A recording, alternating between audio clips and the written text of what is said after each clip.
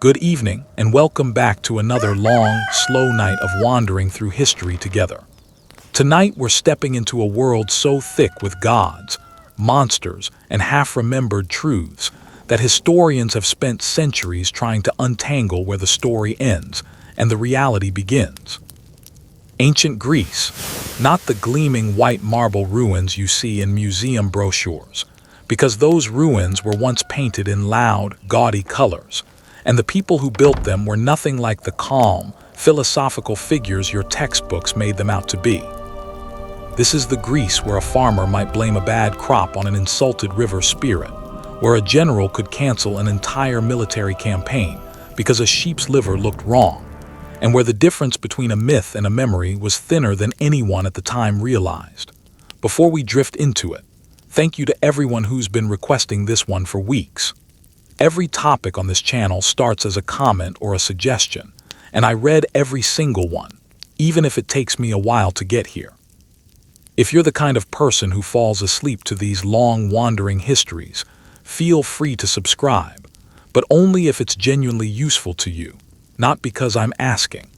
And if you're awake right now at some unreasonable hour, drop a comment telling me your city and the time. I always find it strangely comforting to know how many time zones are quietly listening together. The podcast version is up wherever you get your audio, for the nights you'd rather just close your eyes completely, and there's a longer, ad-free cut available for members if tonight's version ends before your night does. All right, turn the lights down, let a fan hum somewhere in the background, get horizontal, and let's begin.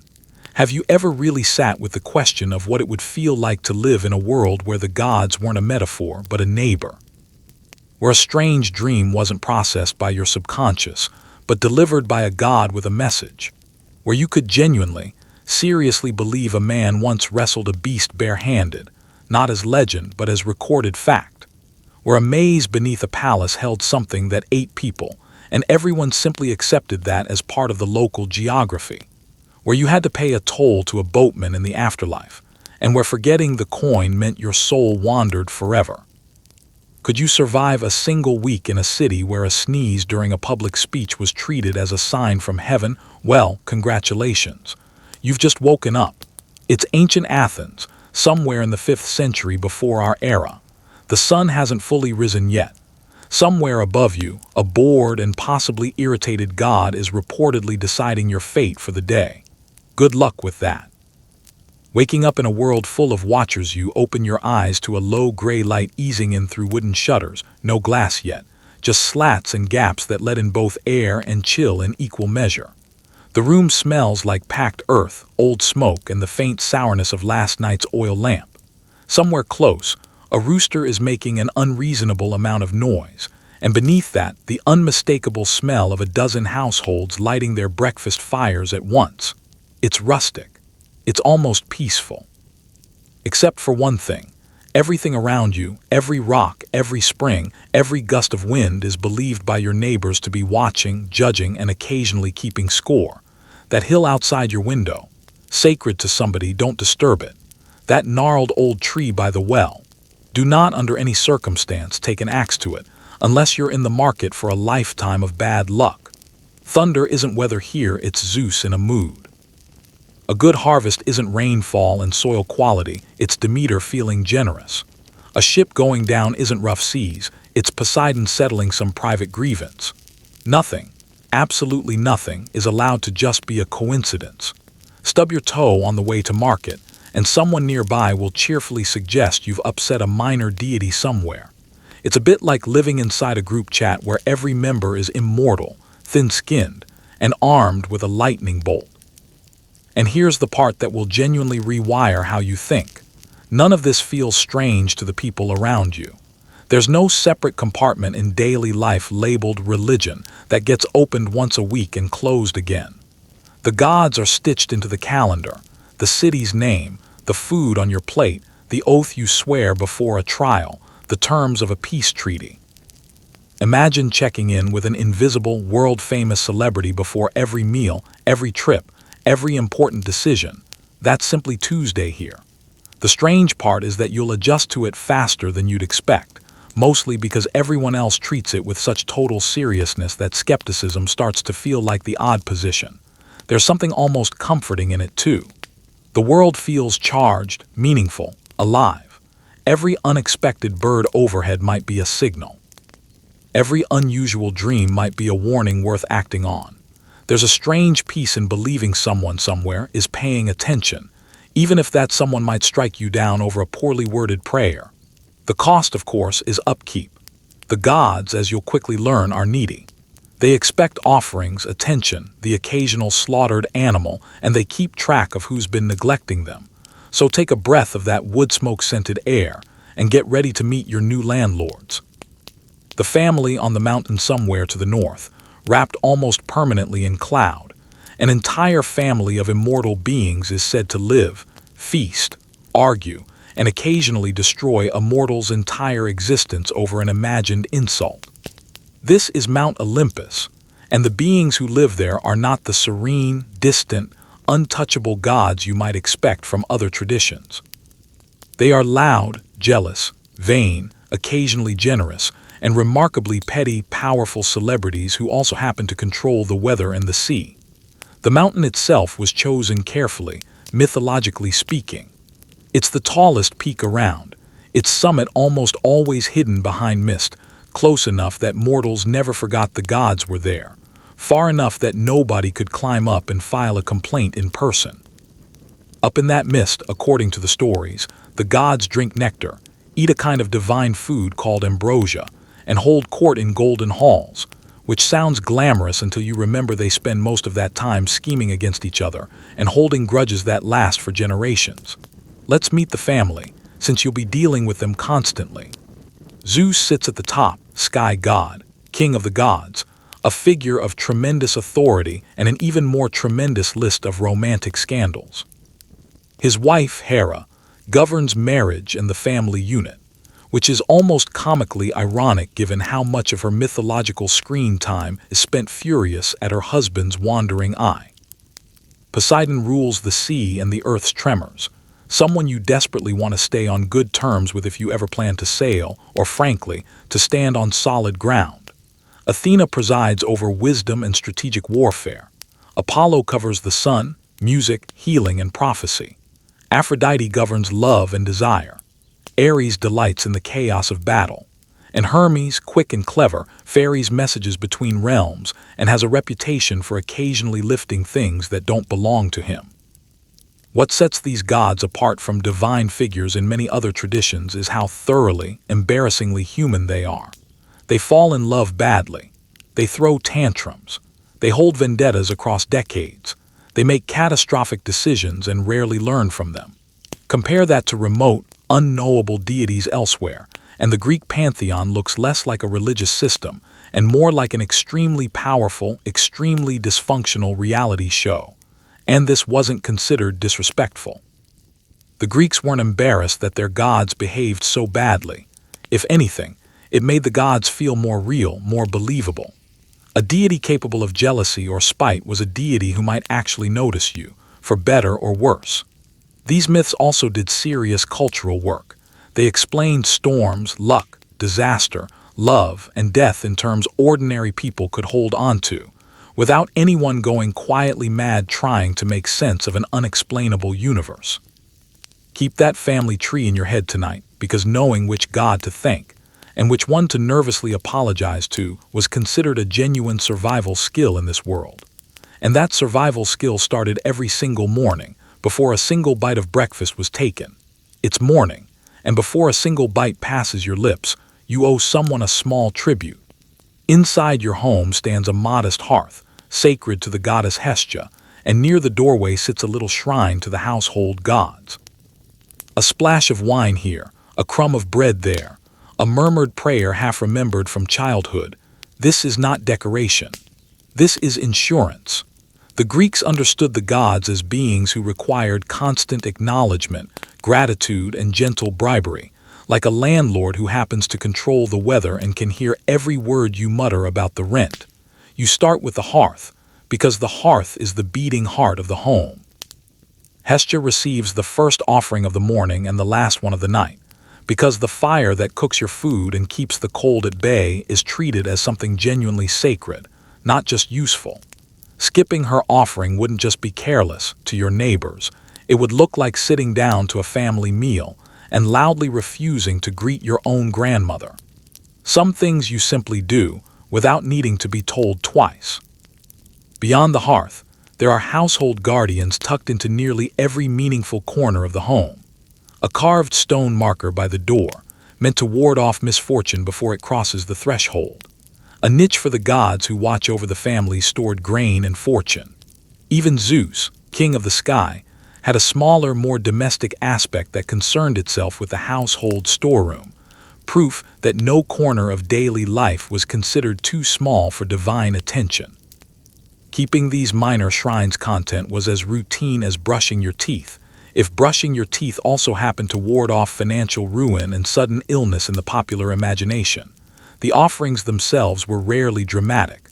Forget grand sacrifices for a moment, most daily devotion was small, almost humble.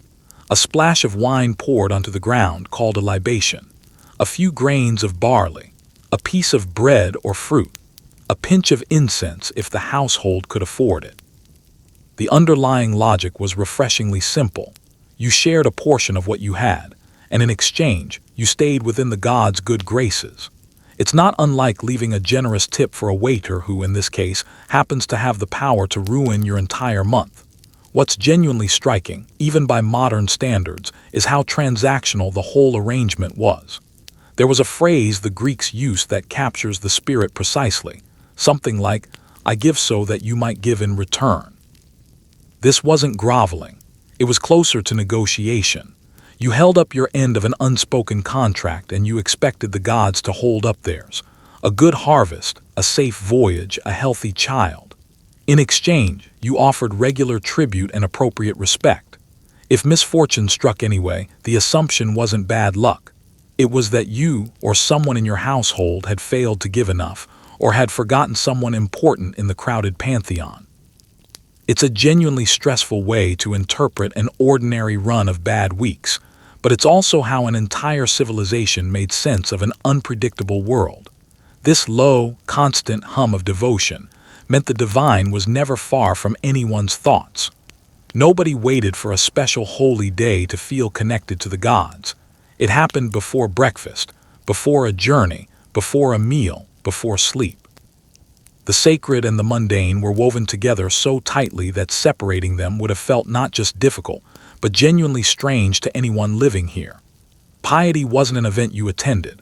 It was closer to a daily habit, like locking your door at night, except the burglar you were guarding against was cosmic misfortune itself.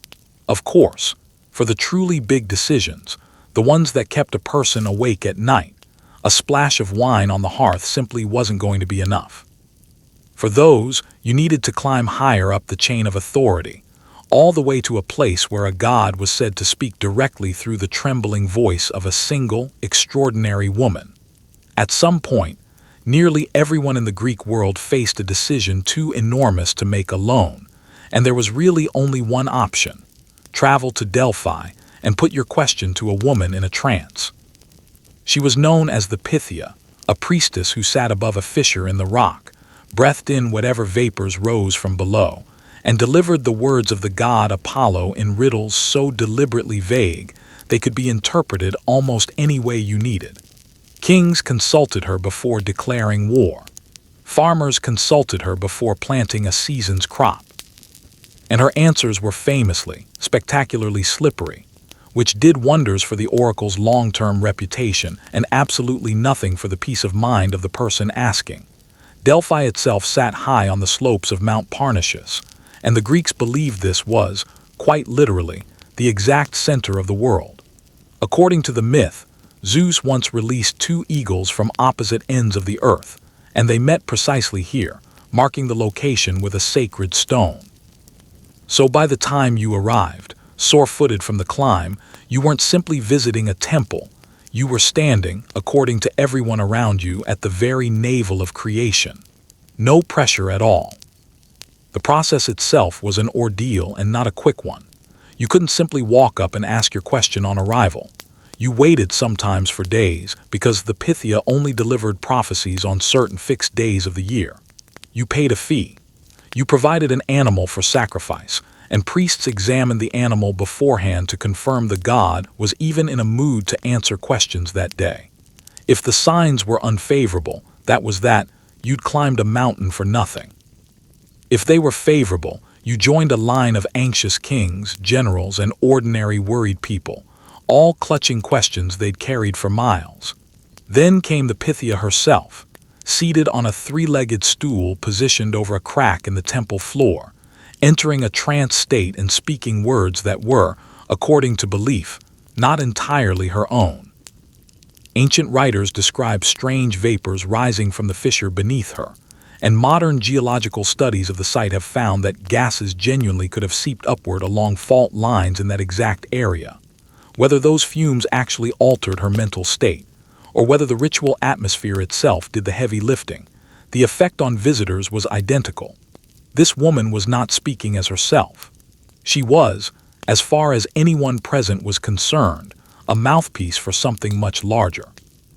And the answers she gave were legendarily, almost comically ambiguous, which may have been the entire genius of the operation. In perhaps the most famous example passed down to us, a powerful king once asked whether he should march against a neighboring empire.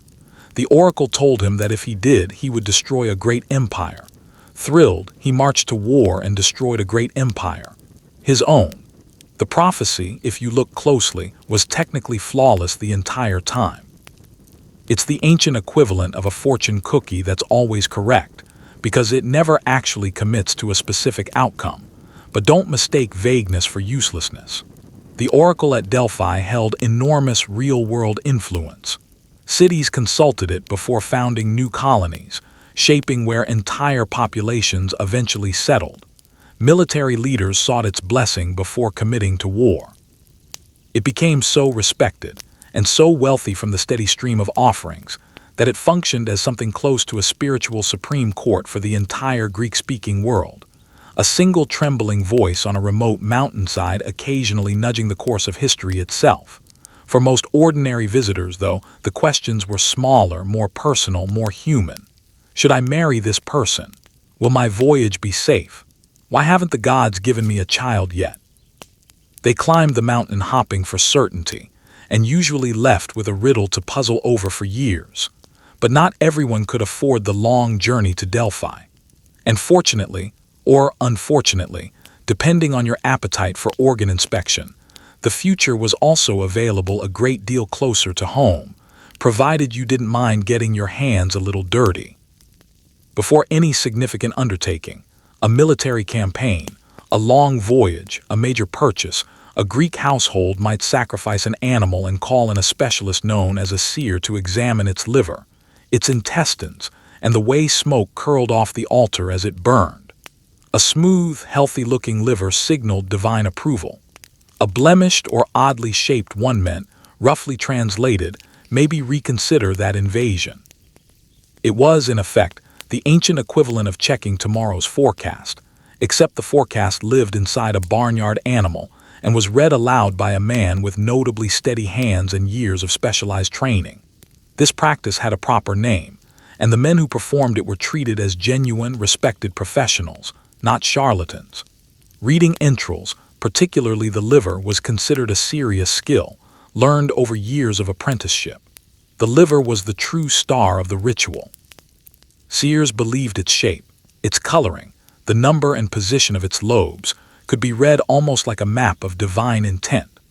One particular lobe carried so much symbolic weight that a deformity there could stop an entire military campaign cold.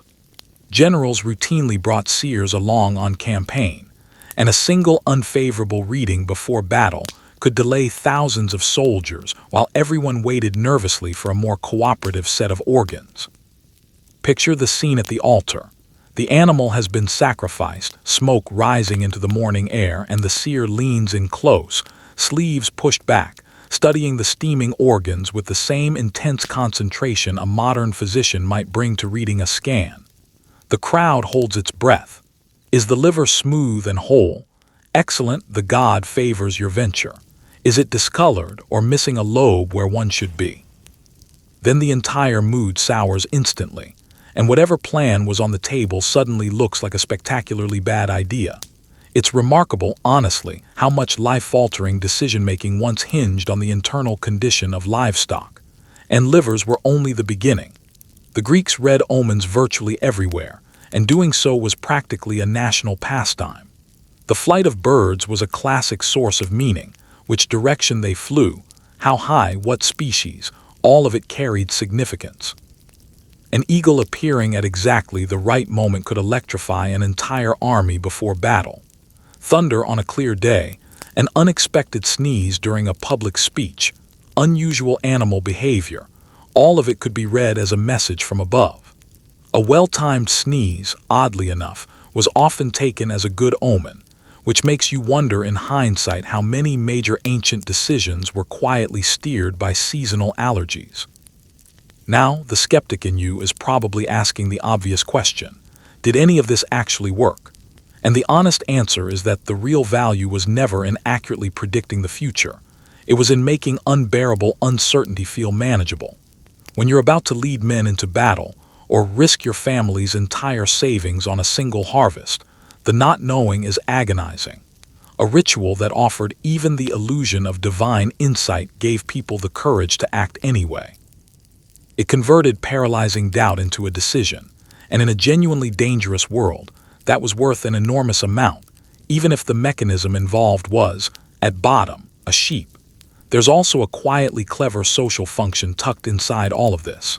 A respected seer's reading could unite a nervous crowd, calm a jittery army before a fight, or hand a hesitant leader convenient cover for a decision he'd already privately made.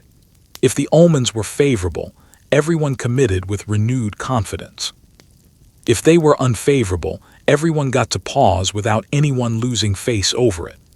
The intrals, in that sense, were less a crystal ball and more a group therapy session with an unusually high body count. So there you have it, the future on demand. No mountain climbing required. Just a willing animal, a steady-handed expert, and a society collectively agreeing to trust the results. And of all the things the Greeks tried to explain, predict, and make sense of, nothing loomed larger in the cultural imagination than the greatest story they ever told each other. A war so vast, so endlessly retold, that it blurred the line between history and legend permanently. Everyone around you already knows this story by heart. A stolen bride, 1,000 ships crossing the sea, 10 long years of siege beneath the walls of a golden city called Troy. You've heard it recited by traveling poets so many times you could probably recite pieces of it yourself in your sleep. But here's the strange part that historians would spend thousands of years wrestling with. Buried underneath all the gods and heroic speeches, there may genuinely be a real war, a real city, and a real fire at the bottom of it all. The myth is enormous. The truth beneath it might be even stranger than the myth itself. First, let's hear the legend the way your neighbors would tell it around a fire. A prince of Troy runs off with the wife of a powerful Greek king, and the insult is considered so unbearable that a massive coalition of Greek kings sails across the sea to reclaim her. For 10 years, they lay siege to Troy's mighty walls. Heroes clash in single combat. Gods openly meddle, picking favorites and occasionally intervening directly in the fighting. And the whole conflict finally ends with one of the most famous tricks in the history of storytelling. A giant wooden horse, a hidden squad of soldiers, and a city that made the catastrophic mistake of accepting a suspicious gift at face value. These weren't just campfire stories for entertainment. They were the cultural and emotional heart of the entire Greek-speaking world, passed down orally through generations of poets long before anyone wrote a single line down. The great epic poems describing the war's fury and its long, weary aftermath were treated as something close to sacred text. Greeks quoted them constantly, taught children from them, and measured their own personal courage against the deeds described inside them. To be Greek, in some real sense, was to know these stories cold. For centuries afterward, later scholars simply assumed the whole thing was pure invention. A beautiful story, sure, but no more historically real than a wooden horse that happened to be hollow. Then, In the 1800s, a determined and frankly obsessive amateur archaeologist began digging in what's now northwestern Turkey, at a mound he was convinced marked the site of ancient Troy. And astonishingly, he found a city. Not just one city either, but layer upon layer of settlements built, destroyed, and rebuilt across thousands of years. One of those layers showed unmistakable signs of violent destruction, fire damage and warfare dating to roughly the right historical period. The myth suddenly had a physical address, and this is where things get genuinely, deliciously complicated. Discovering a ruined city that was clearly attacked doesn't prove a queen named Helen ever existed, or that the gods actively swayed the outcome of battles, or that a hollow wooden horse ever rolled through anyone's gates. What it suggests instead is something more grounded, and in its own quiet way, even more haunting, that a real conflict, or perhaps a whole series of conflicts over a strategically valuable coastal city, may have echoed down through centuries of retelling, growing grander and more mythic with every single generation that passed it along, until history and legend eventually fused into one unforgettable epic. Think about how that transformation actually happens. A genuine historical war gets remembered, then it gets sung about at feasts, then it gets embellished, generation after generation. Heroes grow larger than life. Gods get added into the narrative to explain the chaos and unpredictability of real combat. Numbers swell dramatically. A modest fleet becomes 1,000 ships. A short skirmish becomes a 10-year siege. By the time the story reaches you, sitting here by the fire, it's been polished by hundreds of anonymous storytellers into something that feels, in a strange way, more true than the truth itself ever could. The myth isn't exactly a lie. It's closer to a memory wearing an elaborate costume. And that's the real magic sitting at the center of the Trojan War as a story. It rests right on that shimmering line between what actually happened and what people, centuries later, desperately wished had happened. Somewhere beneath all that layered poetry may lie the faint, stubborn outline of real people who genuinely fought and died over a real hill beside a real sea, which naturally raises a question about all the other heroes populating these tales, the mightiest of them especially, and whether becoming a legend was quite the honor the stories make it sound like. Take Heracles, the strongest man who is said to have ever lived, or so every storyteller in this world insists with total confidence. You've grown up hearing about his 12 seemingly impossible labors, from wrestling a lion whose hide no blade could pierce, to cleaning out stables so legendarily filthy that the task itself became a byword for an impossible chore. He's the ultimate Greek hero, mighty, tragic, and perpetually cleaning up messes that, if you look closely at the stories, the gods themselves are usually responsible for creating in the first place. But heroes in ancient Greece weren't simply bedtime entertainment. People genuinely worshipped them, built shrines over their supposed graves, and believed their very bones carried lingering power. Being a hero, as it turns out, came with a remarkably demanding afterlife. Let's walk through the resume because taken as a whole, it's genuinely absurd. Heracles, son of Zeus, and therefore an automatic target of Hera's jealous fury from the moment of his birth, is driven into a fit of madness by the goddess, and in that affliction, commits an unthinkable act against his own family. As penance, he's sentenced to complete a series of tasks that read like a to-do list written by someone who despises him personally. He kills a lion whose pelt cannot be pierced by any weapon, so he strangles the animal with his bare hands instead. He battles a monstrous, many-headed serpent that regrows 2 heads for every one severed. He captures beasts that terrorize entire regions. He cleans an entire stable's worth of legendary filth in a single day by rerouting a river through it. And eventually, he descends into the underworld itself to drag out its guardian hound. It is, genuinely, an itinerary designed by someone who wants you to fail. The word hero carried a much heavier, more specific meaning to the Greeks than the casual way we use it today. A hero wasn't simply a courageous individual. A hero was a figure, often partly divine, whose extraordinary life and equally extraordinary death left behind a lingering power in the world. Many heroes were believed to be buried at particular, identifiable locations, and those grave sites became genuinely sacred ground. People traveled to make offerings there, to ask for protection, to treat the long-dead figure almost like a local guardian spirit watching over the region.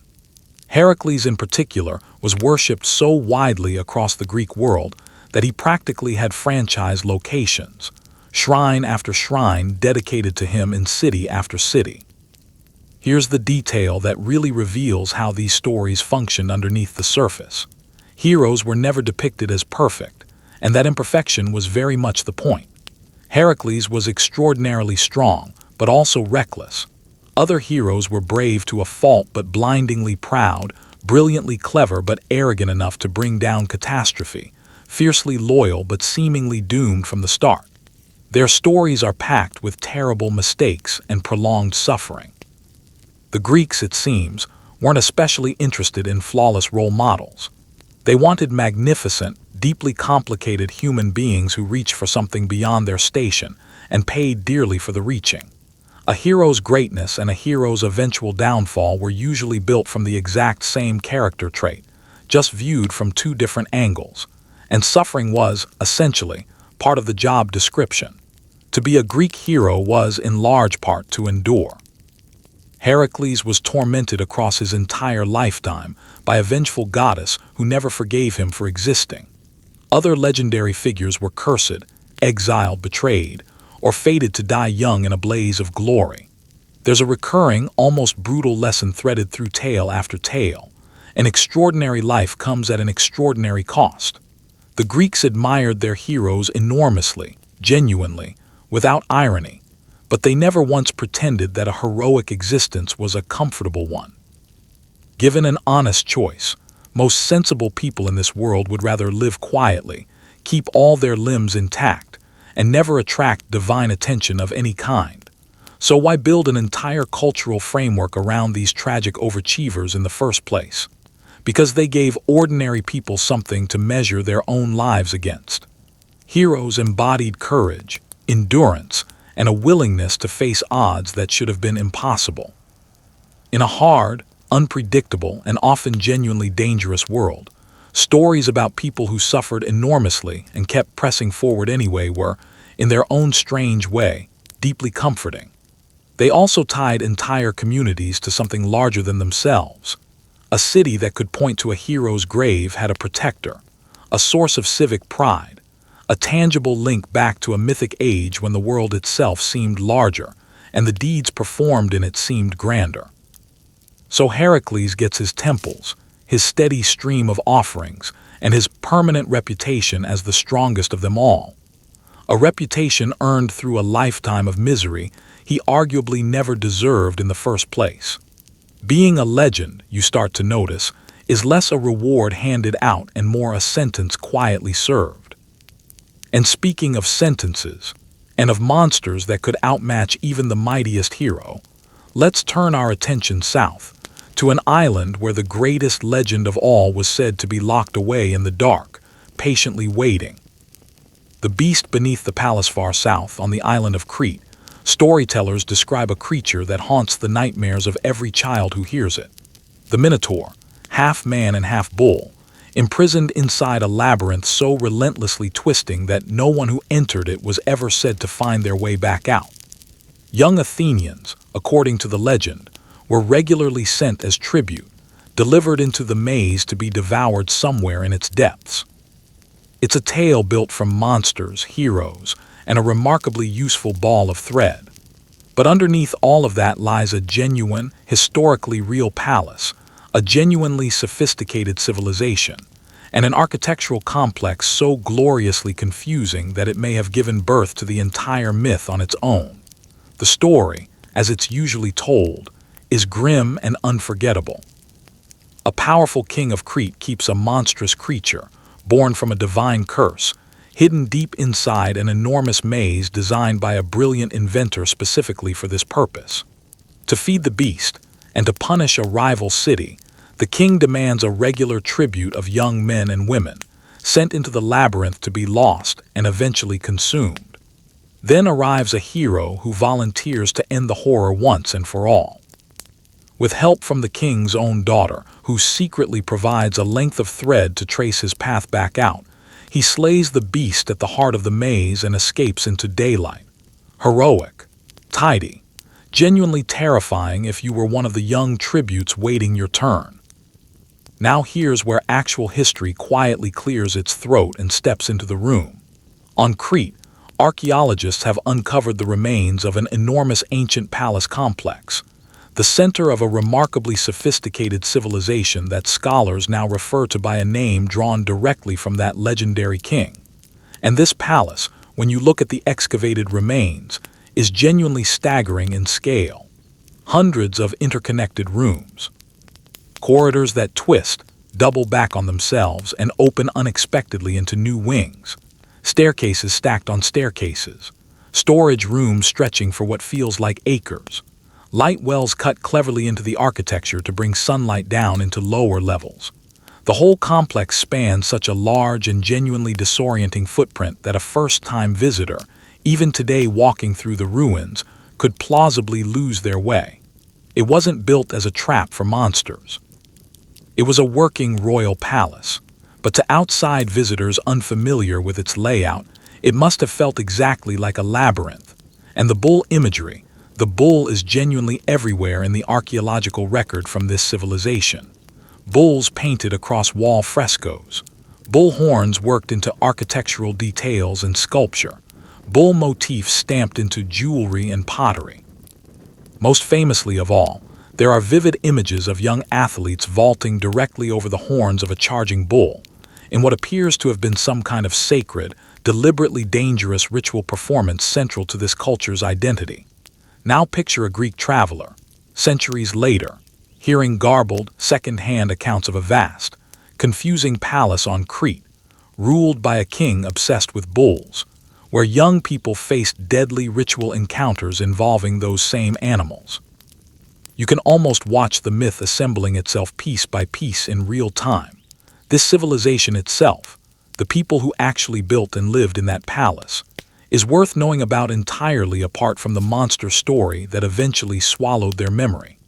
They were a Bronze Age people who thrived primarily through maritime trade rather than conquest, building grand palace complexes without the massive defensive walls you'd expect from a warlike society.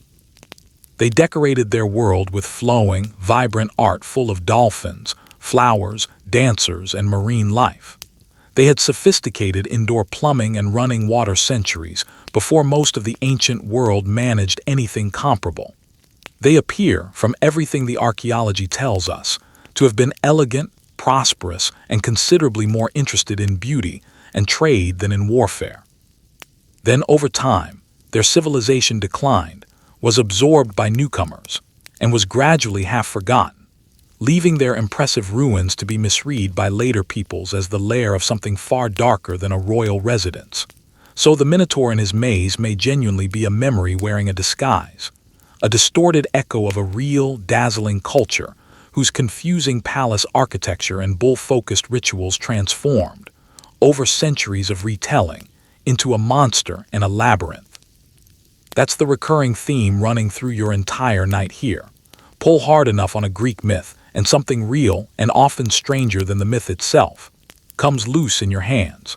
What was misremembered as a beast was, once upon a time, an actual thriving civilization.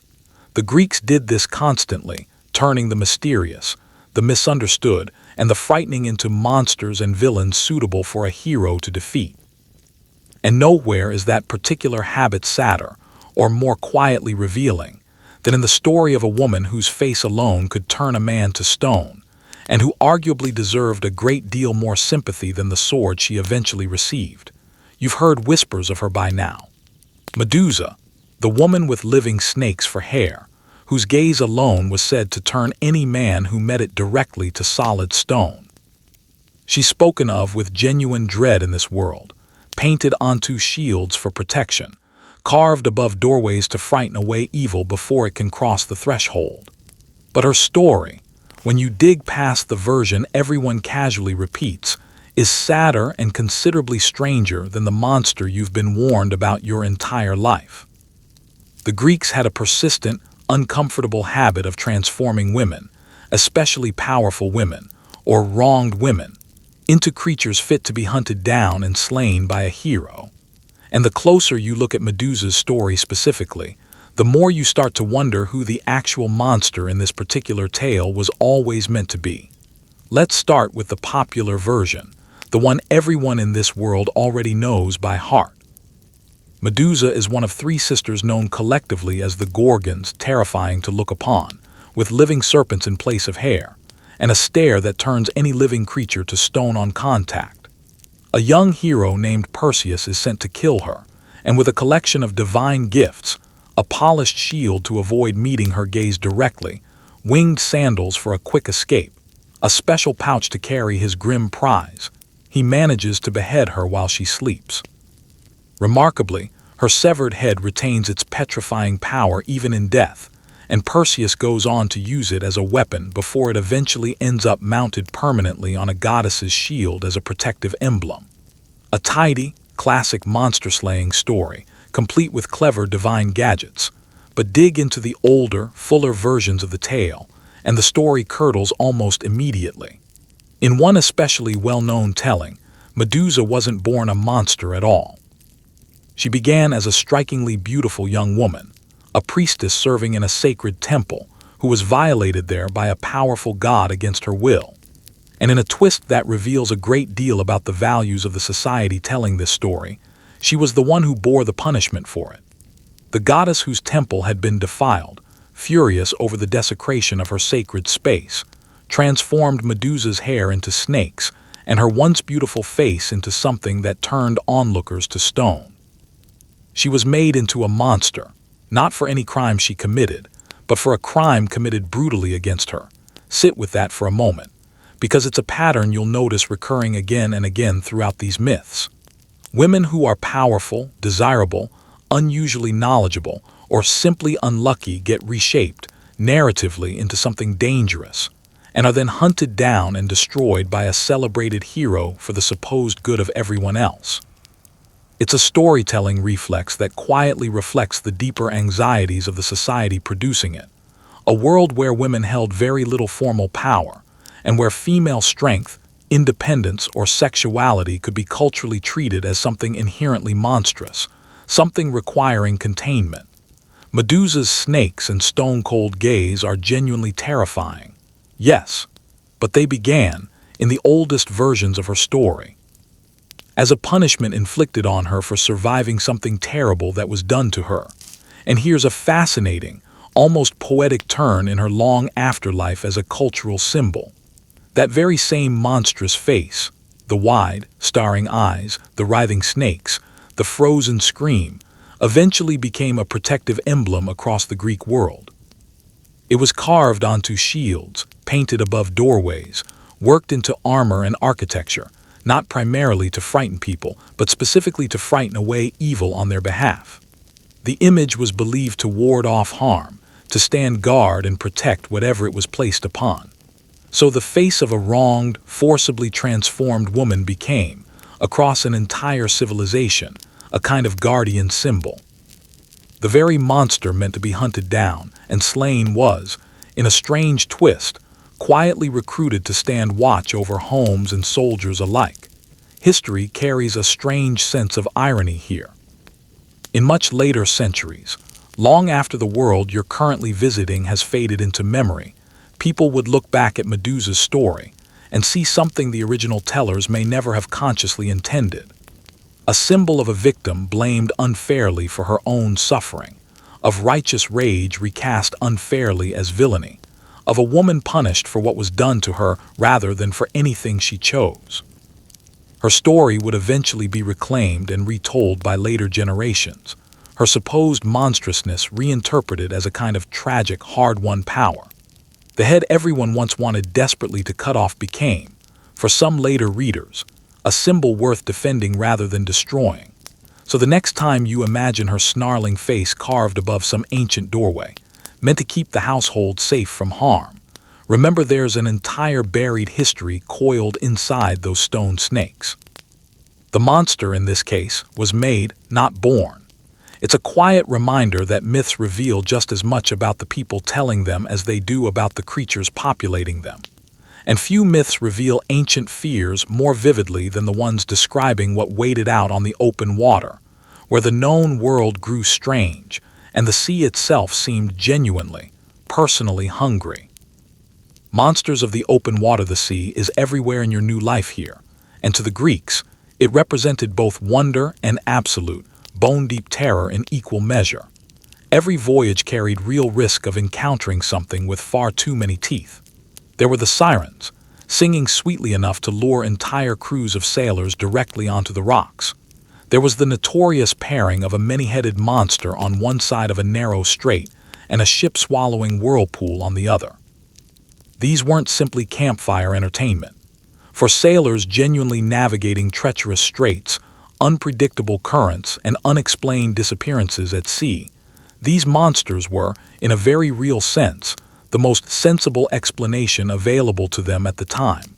Start with the sirens, because they're arguably the most seductive nightmare in the entire catalog. Picture strange creatures perched on rocky islands, singing a song so impossibly beautiful that any sailor who hears it feels physically compelled to steer his ship directly toward them, straight onto the jagged rocks where the hull shatters and the crew drowns. In the most famous version of this tale, a clever hero desperately wants to hear the song and still survive the encounter. So he orders his entire crew to plug their ears with wax and has himself bound tightly to the mast, forbidding anyone to release him no matter how desperately he might beg once the song begins. He hears the deadly music in full, thrashes helplessly against his restraints, and lives to tell the story, the only man, according to legend, to enjoy the performance and walk away afterward. Now think carefully about what this particular story is really encoding beneath the surface. The Greeks were a deeply seafaring people whose entire livelihood and fortune depended on the water, and the sea, quite genuinely, was often lethal. Ships vanished without a trace. Entire crews never returned home to their families. Coastlines were treacherous, studded with hidden rocks capable of tearing open a hull in seconds. When a vessel disappeared, and nobody could explain exactly why, a monster or a bewitching, irresistible song made for a far more emotionally satisfying answer than the cold, shapeless truth of a random accident swallowed by an indifferent sea. The sirens gave a face and a voice to the ocean's persistent, unexplained habit of swallowing people whole. Then there's the infamous pairing that has since become a kind of universal shorthand for an impossible choice. On one side of a narrow strait lurks a multi-headed monster that snatches sailors directly off the deck as ships attempt to pass. On the other side churns a colossal whirlpool, one said to swallow the sea itself multiple times a day, capable of dragging an entire vessel down into the depths in a matter of moments.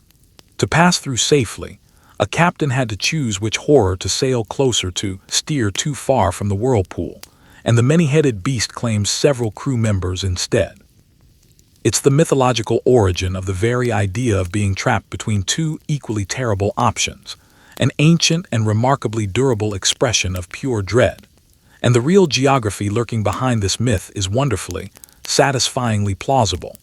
Narrow straits genuinely were dangerous passages for ancient sailing vessels, full of strong, unpredictable currents, sudden whirlpools forming where two bodies of water met, and jagged rocky outcrops capable of destroying a hull in an instant. A captain threading such a passage, watching the water churn and boil while rocks loomed menacingly on the opposite shore, would have felt exactly as trapped and desperate as the myth so vividly describes. Turn that whirlpool into a hungry, personified force, turn those rocks into a many-headed beast, and you've effectively given an abstract, faceless danger a name that your children could actually be warned about and remember. This was, in a very real sense, the ancient world's method of passing down navigational knowledge before written charts and instruments existed. Sailors handed down critical information in the form of vivid stories. Avoid that particular strait. The sirens sing somewhere along that stretch. Beware the passage where the beast still supposedly waits. The monsters functioned as memory aids, danger warnings dressed up as legend, a clever way of encoding hard-won, often fatal experience into tales vivid enough that no one hearing them would ever forget the underlying warning. A boring, literal warning gets ignored eventually. A monster with a documented taste for sailors gets remembered indefinitely. So the sea, in the Greek imagination, was genuinely alive with hunger, and every single voyage represented a gamble against forces that could only be half understood at best. The monsters populating these waters weren't a failure of reasoning. They were the shape that fear naturally takes when the underlying danger is completely real, but the explanation for it remains frustratingly out of reach. And the farther a Greek sailor drifted from familiar coastlines, toward the very edges of the known world, the larger and stranger those monsters seemed to grow, until eventually they towered over the horizon with a single, unblinking eye. The giant with one eye somewhere out beyond the edge of the known world, the stories insist, lived the Cyclopes, enormous, one-eyed giants who herd sheep, hurl boulders with terrifying ease, and have absolutely no patience for uninvited guests. The most famous of them very nearly ended a legendary hero's long journey home by devouring his crew one by one, trapped inside a cave with no obvious way out. It's a genuinely memorable monster. But there may be a wonderfully strange, entirely real-world explanation lurking behind the legend. One involving ancient fossilized bones, empty coastal caves, and a very understandable case of mistaken identity from people who had never once in their lives laid eyes on an elephant. First, the tale exactly as your neighbors here would tell it around a fire. A weary hero and his exhausted crew, sailing home after a long and brutal war, stop at a remote island in desperate need of fresh supplies. Wandering inland, they stumble upon a vast cave stocked with cheese and penned livestock. Hungry, and perhaps a little too confident, they help themselves to the food and settle in to wait for the cave's owner to return. That owner turns out to be a towering, one-eyed giant, who rolls an enormous boulder across the cave's only entrance, trapping the entire crew inside, and then begins, quite casually, to eat them one at a time. The hero survives only through an ingenious trick involving strong wine, a sharpened wooden stake, a clever false name given under interrogation, and the concealed undersides of several very confused sheep during the eventual escape. It's a thrilling piece of storytelling, and it still works its magic on a listener even now, sitting comfortably by a fire thousands of years later. But step back for a moment and ask the obvious question. Where did the specific image of a giant with a single eye planted directly in the center of its forehead actually come from in the first place? People rarely invent monsters entirely from nothing. They tend to build them out of something genuinely seen, or something found and subsequently misunderstood. And here's where the leading theory becomes genuinely delightful. On several islands scattered across the Mediterranean, there once lived a species of dwarf elephant, small, ancient relatives of the much larger animals we know today, having shrunk gradually over countless generations due to island isolation and limited resources. Long after these creatures went fully extinct, their skeletal remains stayed buried in caves and hillsides scattered across precisely the regions where these particular myths took root and flourished. Now imagine an ancient Greek, someone who has genuinely never in his entire life seen an elephant, stumbling upon one of these enormous fossilized skulls half buried in a cave floor. It's far larger than any human skull he's ever encountered. The bone is thick, heavy, unmistakably ancient. And directly in the center of the front of the skull sits a single, massive circular opening. To us, familiar with elephant anatomy, that opening is completely unremarkable. It's simply the nasal cavity, the socket where a living elephant's trunk once attached, allowing it to breathe. But to someone with absolutely no concept of what an elephant even is, staring down at a skull the size of a boulder, that single large central opening looks exactly like one specific thing. A single, massive eye socket, positioned right where a human eye would sit, only vastly, impossibly larger. Add the sheer oversized proportions of the surrounding bone structure, and you've essentially got a cyclops assembling itself directly in your hands. No further imagination required. A skull that practically announces itself as giant, one-eyed and long dead, discovered in precisely the kind of remote coastal caves where such monsters were already believed to live. Nobody can prove definitively that this is the true origin of the myth. Of course, legends rarely arrive with a helpful receipt attached. But the theory fits together so neatly, and the geography lines up so precisely with where these bones have actually been found, that it's genuinely hard not to find it compelling. It fits the exact pattern you've been watching unfold throughout this entire night. A real physical object, honestly misread by curious, reasoning people, growing gradually over centuries into a full-blown legend. The Greeks were, quite literally, surrounded by the fossilized traces of a vanished ancient world, and lacking the tools of modern paleontology, they did the only genuinely sensible thing available to them. They told stories that made sense of the bones they kept finding. There's something almost humbling in that realization. These weren't foolish or gullible people making things up carelessly. They were reasoning as best they could from the physical evidence directly in front of them. Faced with an enormous, unmistakably giant, single-socketed skull, concluding that a giant once lived here is a perfectly logical inference, which arguably makes the Cyclops not a failure of imagination at all, but a genuine triumph of it, built from careful observation rather than random fantasy.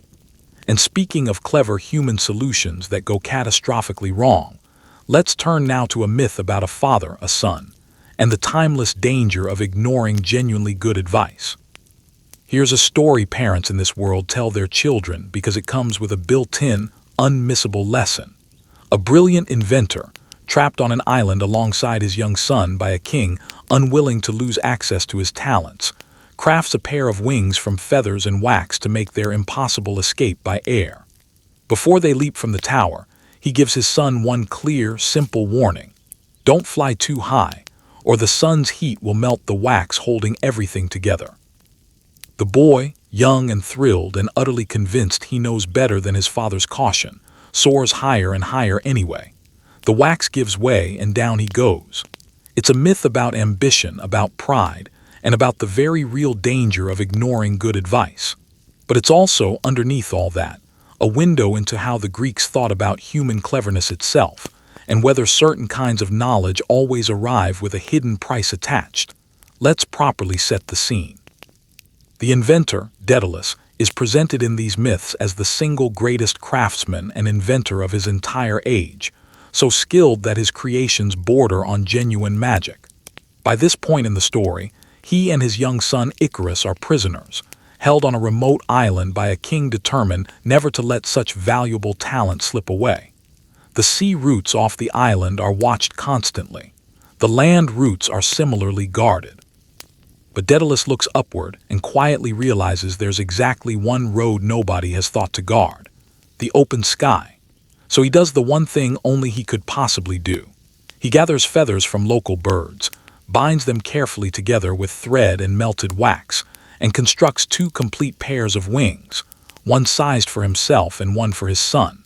Before they leap from the tower into open air, he delivers the warning every listener in this world remembers verbatim. Don't fly too low, he tells Icarus, or the moisture rising off the sea will weigh down your wings and drag you under. Don't fly too high either, or the heat of the sun overhead will melt the wax holding the feathers together. Stay the careful middle course. It's advice so obviously sensible it borders on boring, which is precisely why, narratively speaking, it's about to be completely ignored. They take off, and for a few genuinely glorious moments, the impossible plan simply works. Fishermen and farmers far below stare upward in open astonishment at two men crossing the sky like gods descended from Olympus itself. And then Icarus does exactly what young, thrilled people in these old stories always seem to do. Intoxicated by the sheer overwhelming joy of flight, drunk on an experience no mortal was ever supposed to have, he climbs higher and higher, gradually forgetting his father's careful warning entirely, chasing the sun itself out of pure exhilaration. The wax begins to soften in the heat. The feathers start working loose, one at a time, until there's simply nothing left holding him aloft but empty air beneath his feet. He falls down and down into the very sea that would carry his name for the rest of history. His father, still flying steadily onward, turns back to check on his son and finds nothing waiting for him but loose feathers scattered across the waves. On the surface, this reads as a fairly straightforward cautionary tale. Obey your elders. Don't be reckless. Pride inevitably comes before a fall. And for centuries afterward, that's more or less exactly how the story was used. A pointed warning to ambitious young people about knowing their own limits. But there's a richer, more complicated idea humming quietly underneath the obvious moral, one the Greeks return to again and again across many different myths. It's the persistent tension between human cleverness and the unintended consequences that cleverness inevitably produces. Daedalus genuinely achieves something miraculous in this story. He gives human beings, for one brief shining moment, the power of flight. And that very achievement, that reaching beyond the natural limits placed on mortals, ends not in triumph but in devastating grief. The Greeks were clearly both fascinated by and quietly frightened of human ingenuity in equal measure. They admired the inventor, the thinker, the tireless maker of new things. But they also carried a deep, persistent suspicion that overreaching, trying too hard to become like the gods themselves, reliably invited disaster sooner or later. Icarus isn't merely a careless, disobedient boy in this reading. He becomes a symbol of what happens when human ambition forgets it has any boundaries at all. His father's advice about staying the middle course wasn't purely about altitude in the literal sense. It was, in a broader sense, an entire philosophy about moderation, about not flying too high in any single part of one's life. And yet here's the bittersweet twist that has kept this particular myth alive for thousands of years. We tend, overwhelmingly, to remember Icarus rather than his more cautious father. The careful parent who survived the ordeal becomes something of a footnote in most retellings. The reckless son who dared too much and fell to his death becomes, in a strange way, immortal instead. There's a quiet, almost unsettling suggestion buried in that imbalance, that the people who reach too far sometimes burn brightest in collective memory, long after the sensible survivors are forgotten entirely. It's a myth about the genuine price of ambition, and about knowledge that always seems to arrive with strings firmly attached. Which brings us naturally to the very first woman in this mythology, and to the most famous act of forbidden curiosity ever recorded. The jar that wasn't a box. You've surely already heard some version of the warning about Pandora, the first woman, who opened a forbidden container and released every hardship imaginable out into the world. Sickness, sorrow, backbreaking labor, all of it supposedly came pouring out because of a single moment of overwhelming curiosity. It's a story routinely used to explain why life itself is so difficult. But there's a genuinely delightful twist buried in the details, because Pandora, in the oldest versions of this myth, never actually possessed a box at all. What she truly opened, and what that detail reveals about how the Greeks understood the very concept of hope, turns out to be far more interesting than the simplified version most people already know. Here's the myth in something closer to its proper, original shape. In the earliest days of humankind, according to the story, the gods collectively create the first woman, and they do not create her purely as a gift to humanity. She's fashioned, at least in part, as a component of a broader punishment aimed squarely at mortal men. Each god contributes some quality to her creation: beauty from one, charm from another, remarkable skill from a third, boundless curiosity from a fourth, an unusually persuasive tongue from yet another. Her very name, in the original language, carries the sense of being gifted by all the gods together, and she arrives in the human world carrying a single sealed container, along with strict, unambiguous instructions never, under any circumstances, to open it. You can already feel exactly where this story is heading. Handing an intensely curious person a forbidden, sealed vessel, and telling them never to open it isn't really a plan for prevention at all. It's a countdown timer. Eventually, inevitably, curiosity wins out over instruction. Pandora lifts the lid, and every hardship destined to plague humankind forever afterward comes rushing out in an instant. Disease, endless toil, grief, envy, every single misery that makes mortal existence a genuine daily struggle. Horrified at what she's unleashed, she slams the lid back down immediately. But by then, it's already far too late. The evils are loose in the world, and there's no putting them back. And then comes the strange, endlessly debated detail that has fascinated readers for millennia. Trapped inside, left behind at the very bottom of the container when she finally manages to close it, is one single remaining thing: hope. Now, that particular container. For centuries, people have casually referred to it as Pandora's box, and the phrase itself has come to mean, in common usage, any single action that unleashes a cascade of unforeseen troubles. But in the oldest surviving versions of this story, it wasn't described as a box at all. It was a large ceramic storage jar, the exact kind Greek households commonly used to hold wine, olive oil, or stored grain. A perfectly ordinary household object. Somewhere along the long road of translation and retelling across different languages and centuries, the original word for jar got quietly swapped out for the word box, and that particular mistranslation stuck so firmly in popular culture that it's now nearly impossible to shake loose. The single most famous box in recorded history was, technically speaking, never actually a box at all. It was pantry storage. That small translation error is a genuinely perfect example of exactly how myths mutate and shift as they travel across languages and centuries of retelling. A single mistranslated word can permanently reshape the mental image an entire civilization holds. But the truly interesting puzzle here isn't really the container itself. It's the hope left trapped inside it at the very end. The Greeks themselves seem to have argued endlessly over precisely what this detail was supposed to mean, and thinkers have continued arguing about it ever since. Was hope trapped safely inside the jar as a comfort deliberately preserved for humanity, kept sealed away so that people would always retain access to it no matter how bad things got? Or was hope instead imprisoned there, denied to humanity entirely, sealed away permanently, just as thoroughly as all the other evils that escaped? And there's a darker reading still, one some ancient thinkers clearly entertained. Perhaps hope itself was meant to be counted among the evils in the first place.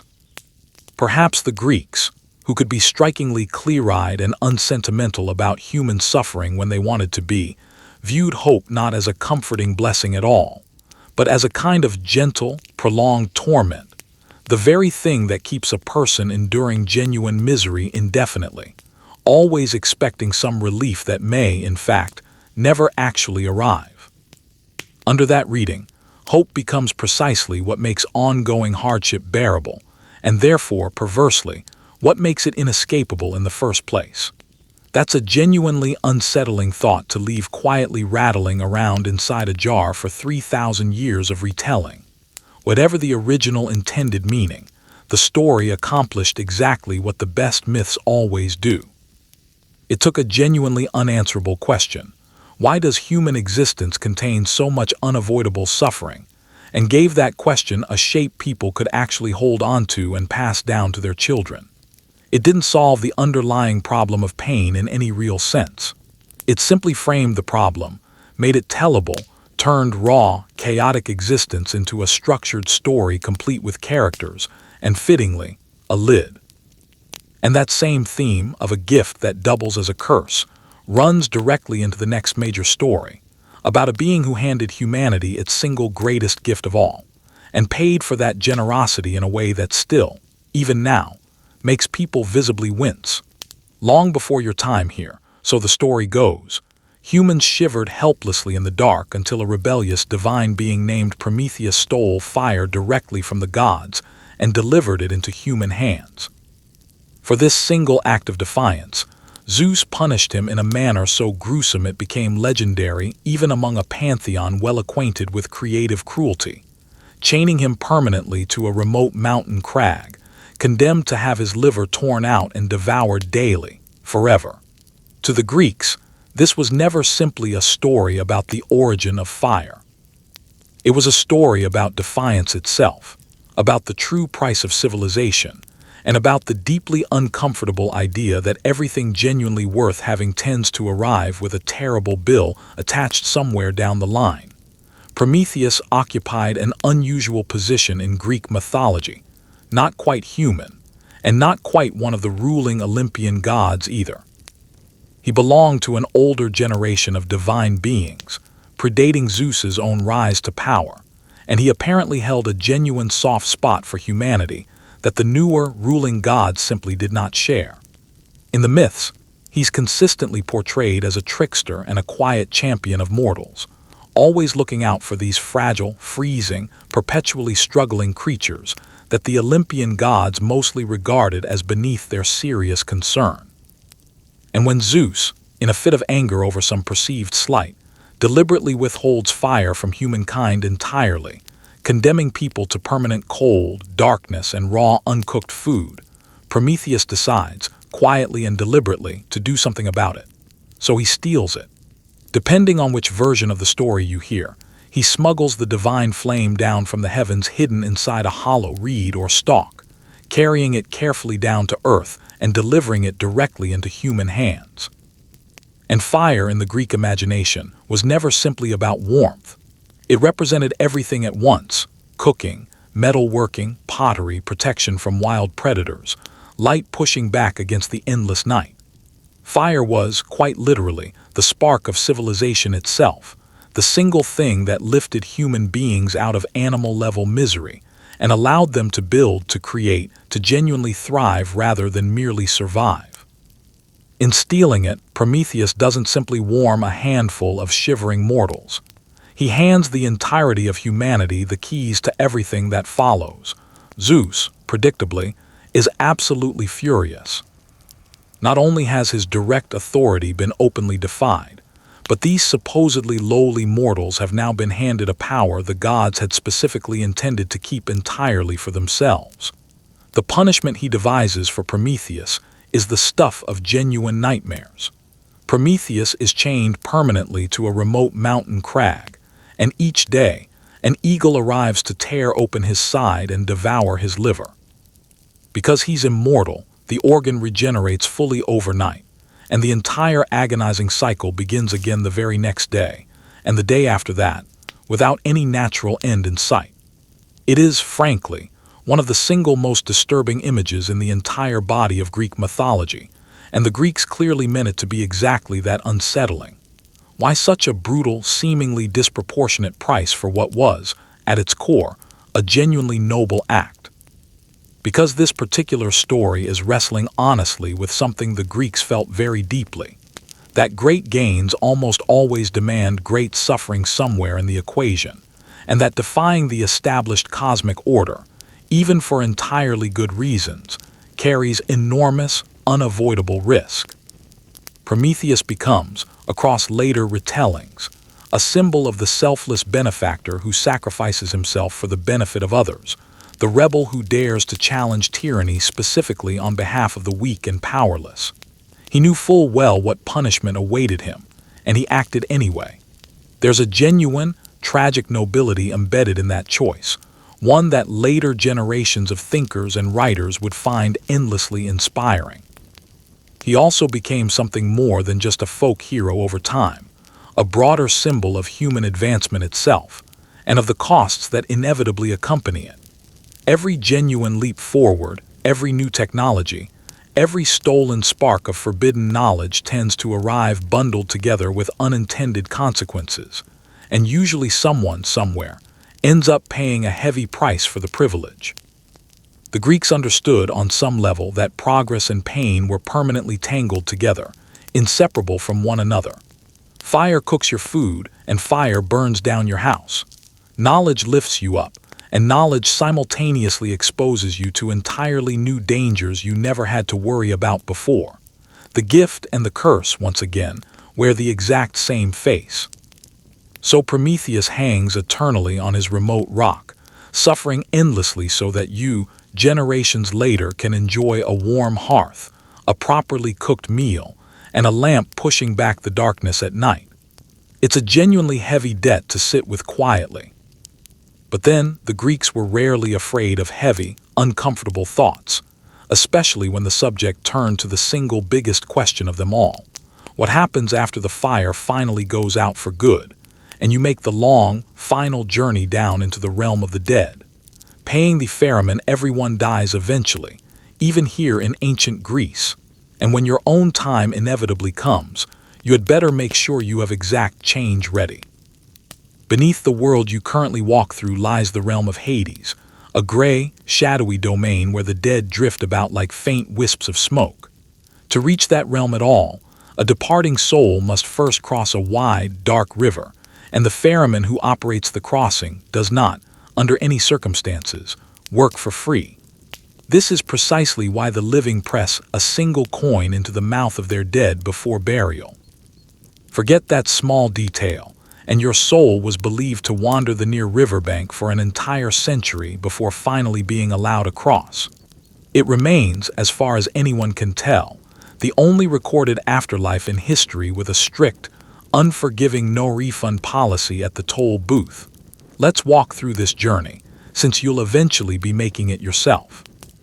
When a Greek died, their soul was believed to travel down into the underworld, a realm ruled directly by the god Hades, Zeus's own brother, who drew what amounted to the short straw in the initial division of the cosmos between the three eldest sons of the old order, ending up with the land of the dead instead of the bright sky above or the vast sea. This underworld realm shared his name, and importantly, it was never depicted as a fiery place of active punishment, the way later religious traditions would eventually imagine hell. For the vast majority of ordinary souls, it was simply gray, dim, and endless, a shadowy, half-existence in which the dead lingered on as pale, flickering versions of who they had once been in life. To actually reach this realm, a soul first had to cross a great river, and this is where the ferryman Charon enters the story. He's the boatman of the dead, an old, grim figure who rows departed souls across the water to the far shore where the underworld proper begins. But he is, emphatically, not a charitable service. He demands direct payment for passage, a single coin, no exceptions. This is precisely why Greek burial customs traditionally included placing a coin, often directly in or near the mouth of the deceased before the body was laid to rest. It was, quite literally, the exact fare required for the soul's final journey. A soul sent off without that coin faced a genuinely grim fate, left to wander the near riverbank indefinitely, unable to cross over, unable to rest, caught in an unpleasant limbo between worlds. This single detail reveals a great deal about how the Greeks structured their entire relationship with death. Even the afterlife in their conception was orderly, procedural, and more than a little bureaucratic. There were proper steps to follow. There were required fees. There was a correct way to handle a burial, and a genuinely disastrous way to get it badly wrong. Your surviving loved ones carried real, tangible responsibility for your fate after death, because if they botched your burial rites, or simply forgot to include your coin, your soul paid the resulting price indefinitely. Death, in this world, was never treated as a purely private event confined to the immediate family. It was a shared community and family obligation, one that came with genuine cosmic stakes attached, and a very specific payment plan required.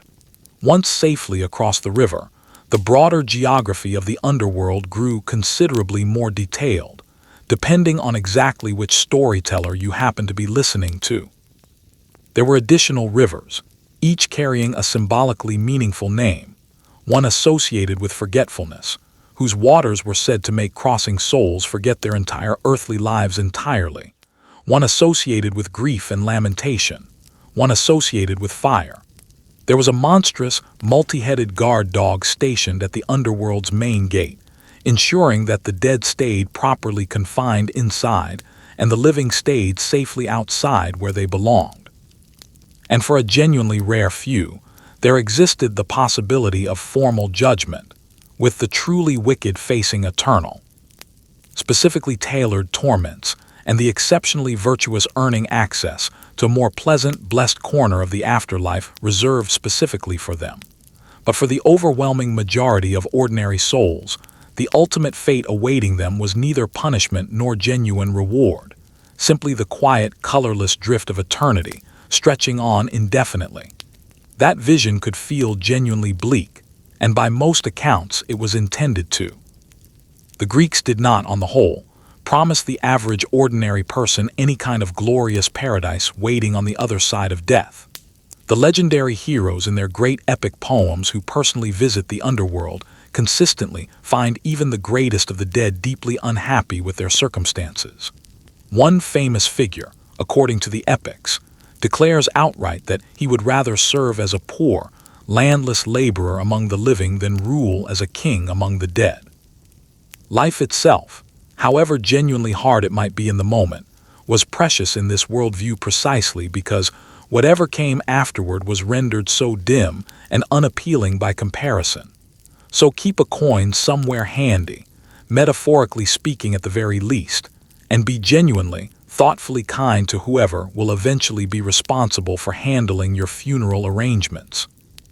Because in this particular world, arriving safely and smoothly in the afterlife depends entirely on the living getting every single detail right on your behalf, and that deep cultural dependence on correct, properly performed ritual, on burying the dead exactly the right way, following every prescribed step, was powerful enough in this society to delay entire armies, spark devastating personal tragedies, and haunt anyone unfortunate enough to get it wrong.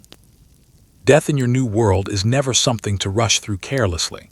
The Greeks believed with genuine conviction that a body left unburied represented a real and ongoing disaster, condemning the departed soul to restless, endless wandering and inviting misfortune down upon the surviving family as well. So the rituals surrounding death were followed with real precision. The careful washing of the body, the coin placed for the ferryman, the formal mourning period, the offerings left at the grave site afterward. Families returned to tend their dead for years, sometimes decades afterward. It sounds grim on the surface, but there's a strange, quiet tenderness woven into all of it, a belief that caring for someone didn't simply end the moment they stopped breathing. Let's walk through exactly what happened when someone in a household died. The body was never simply carried off and disposed of quickly. It was washed carefully, anointed with fragrant oils and dressed with real attention, usually by the women of the household, who traditionally took the leading role in these particular rituals. The dead were laid out at home for a period, so that relatives, friends, and neighbors could come and grieve openly together. And Greek mourning itself was never a quiet, restrained affair. It was loud, physical, unashamed. Wailing, beating of the chest, sometimes the deliberate tearing of hair and clothing. A full, uninhibited expression of loss, performed publicly rather than suppressed privately. Then came the funeral procession itself, carrying the body to its final resting place, often conducted before dawn broke.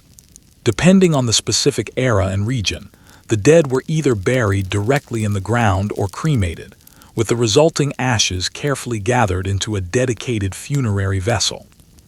Grave markers, monuments, and inscribed memorial stones commemorated the deceased afterward, some simple and modest, others elaborate and genuinely beautiful, carved with images depicting the person as they had appeared in life. These markers weren't merely practical grave labels. They were permanent public statements that this particular person had existed, had mattered to someone, and would continue to be remembered by the living. To be entirely forgotten was considered its own distinct kind of second death, arguably worse than the first. But the relationship between the living and the dead never simply ended at the graveside. Families returned regularly afterward, bringing fresh offerings, pouring libations of wine, honey, oil, and water directly onto the ground above the grave, leaving small tokens of food and remembrance. The dead were believed to retain ongoing needs and an ongoing presence in the world, and the living carried a continuing duty to honor them appropriately. Neglecting your own ancestors wasn't considered merely disrespectful, it was considered genuinely dangerous, a reliable way to bring their displeasure and consequent bad fortune directly down upon your entire household. Tending properly to the dead was, in a very real sense, tending to your own family's ongoing luck. Now, here's just how seriously the Greeks took all of this. Proper burial was considered such a sacred, non-negotiable duty that deliberately denying it to someone was regarded as one of the gravest possible insults imaginable in this culture. In some of their most celebrated tragic plays, entire dramatic plots turn on exactly this single point. A ruler forbids the burial of a particular body as punishment, and a family member defies that direct royal order anyway, at the cost of her own life, insisting that the sacred duty to bury the dead properly outranks even a king's explicit command. Audiences watching these plays understood the emotional stakes instantly, because they genuinely felt them in their own lives. To leave a relative unburied was to abandon their soul to permanent torment. Some things in this worldview were considered genuinely worth dying for, and this was unmistakably one of them. Even in the middle of active warfare, the recovery and proper burial of fallen soldiers was treated as a matter of enormous, non-negotiable importance. Opposing armies would routinely arrange formal truces specifically to collect and bury their respective dead. Military leaders who failed to secure proper burial for their own fallen soldiers could face genuine public fury back home, and in some documented cases, formal prosecution. The deeply held idea that the dead were owed this final, essential care was woven so thoroughly into the broader culture that it consistently overrode almost every other competing consideration. It wasn't simple sentimentality at work here. It was sacred obligation, backed by a very real, culturally shared fear of what failure to comply would bring. There's something genuinely moving buried underneath all of this ritual and fear. Beneath the anxiety about restless souls and cosmic misfortune lies a simple, recognizably human truth that the Greeks clearly understood very well. That love, and the sense of duty that grows from it, doesn't simply stop the moment someone dies. That the way a community treats its dead reveals a great deal about who that community truly is. And that remembering, in the end, genuinely matters. And this deep, culturally embedded connection between death, remembrance, and renewal connects directly to one of the most beautiful myths of the entire Greek tradition, a story that uses the idea of death and return to explain something as fundamental as the turning of the seasons themselves. Why the fields go bare? Have you ever wondered, even briefly, why the cold weather returns reliably every single year, and why the fields go bare and lifeless right on schedule? The Greeks had an answer ready, and it was genuinely heartbreaking. Persephone, daughter of the harvest goddess Demeter, was violently snatched away down into the underworld, and her grieving mother, in her overwhelming sorrow, allowed the entire world above to wither right alongside her own grief. Eventually, a compromise was struck between the parties involved. Persephone would return to the surface world for part of each year, and remain below in the underworld for the remainder. Her descent into darkness became your winter. Her return to the light became your spring. It's a myth, certainly, but it's also, quite literally, an entire agricultural calendar wrapped carefully inside a story about a mother who simply refused to let go of her daughter. The story begins in a moment of simple, sunlit beauty and ends in a difficult compromise. Persephone, a radiant young goddess, is out gathering wildflowers alone in an open meadow when the earth suddenly splits open beneath her feet. Hades, lord of the dead, bursts upward in his chariot and carries her forcibly down into his shadowy underworld kingdom, intending to make her his queen. It happens in a single instant, a bright young girl standing in a sunlit field one moment, and then simply gone into the darkness the next. Her mother, Demeter, goddess of the harvest and of the earth's fertility, is left utterly frantic, searching desperately across the entire known world for a daughter who has, without warning, simply vanished. Demeter's grief in this story is never depicted as quiet or contained. And this is the genuinely crucial part of the whole myth. Because she is specifically the goddess of the harvest, her personal sorrow carries direct, catastrophic consequences for absolutely everyone else. As she wanders the earth in inconsolable despair, refusing to allow anything at all to grow, the entire world gradually turns barren. Crops fail across the board. Fields turn gray and completely lifeless.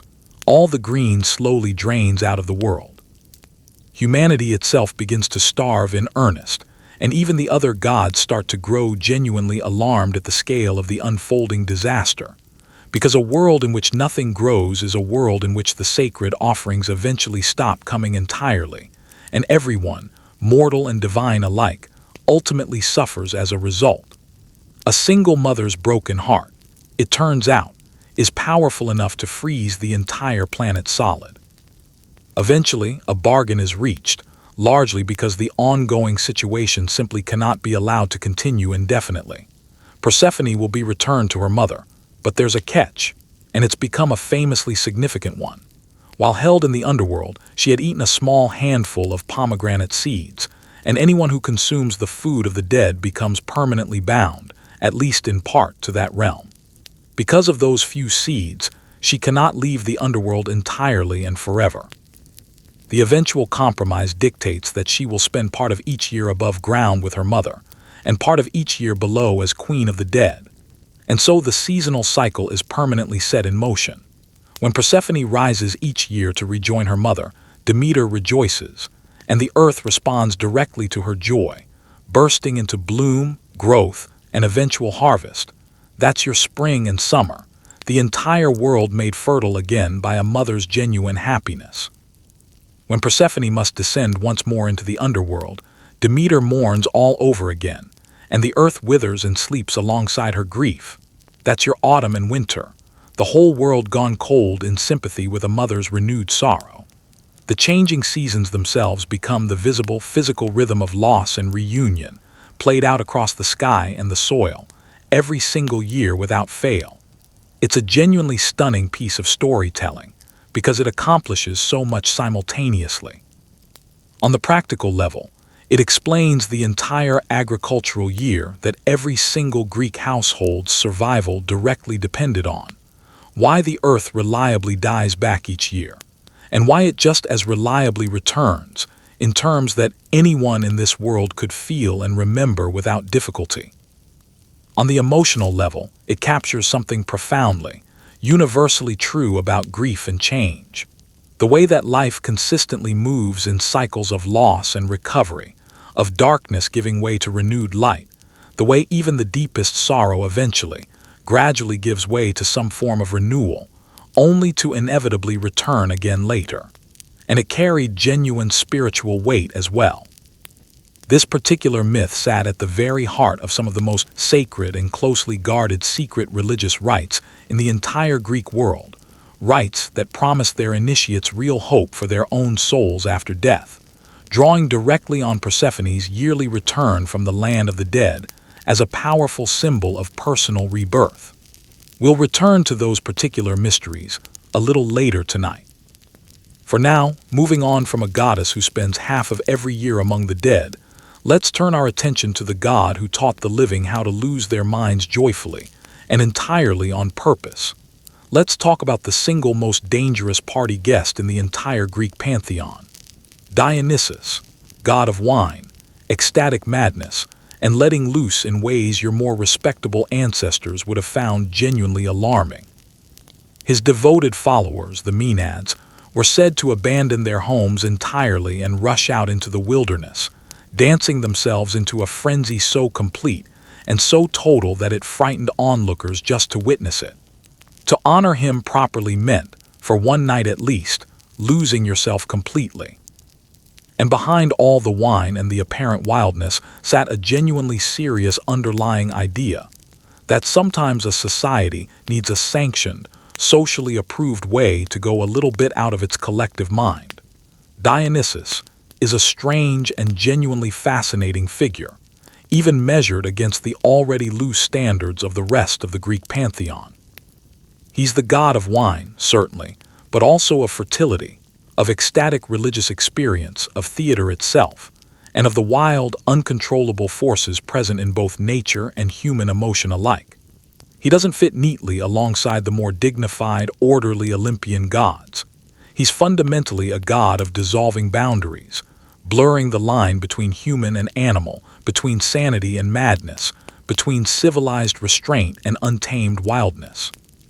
Where most of the other gods represented some form of order, Dionysus represented the thrilling, genuinely terrifying breakdown of that same order. He functioned, in a sense, as the release valve for the entire religious and social system. His female followers, the Maenads, embody this idea most vividly of all.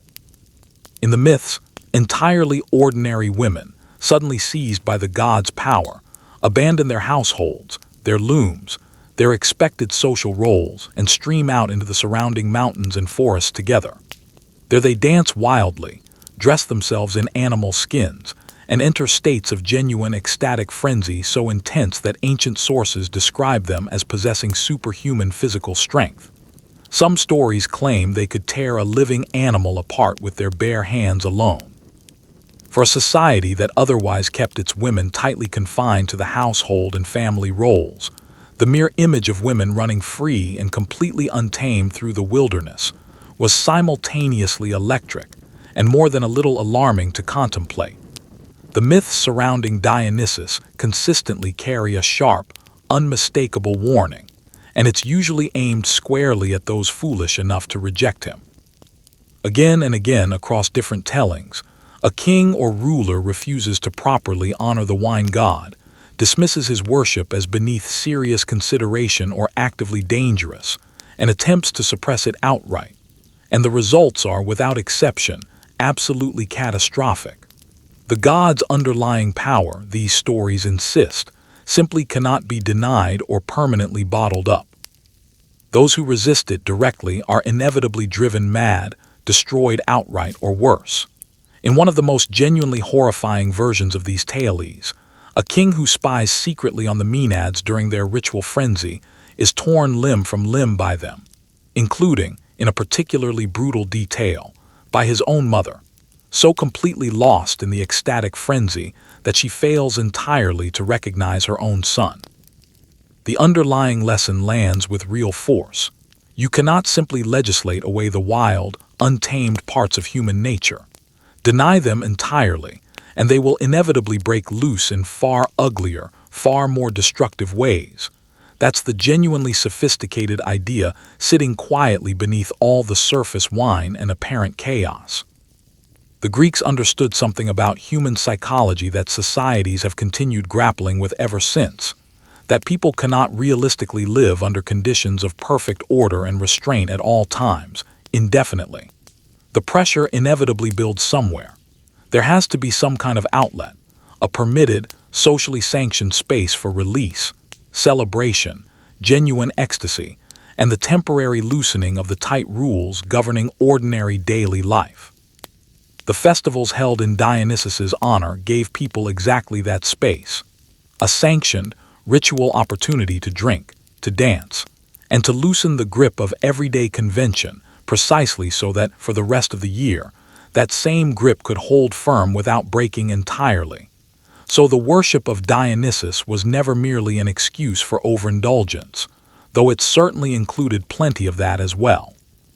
It represented, at its core, a genuine recognition that the wild and the ecstatic form a real part of being human, and that honoring those impulses safely within a structured ritual framework was considerably wiser than simply pretending they didn't exist at all.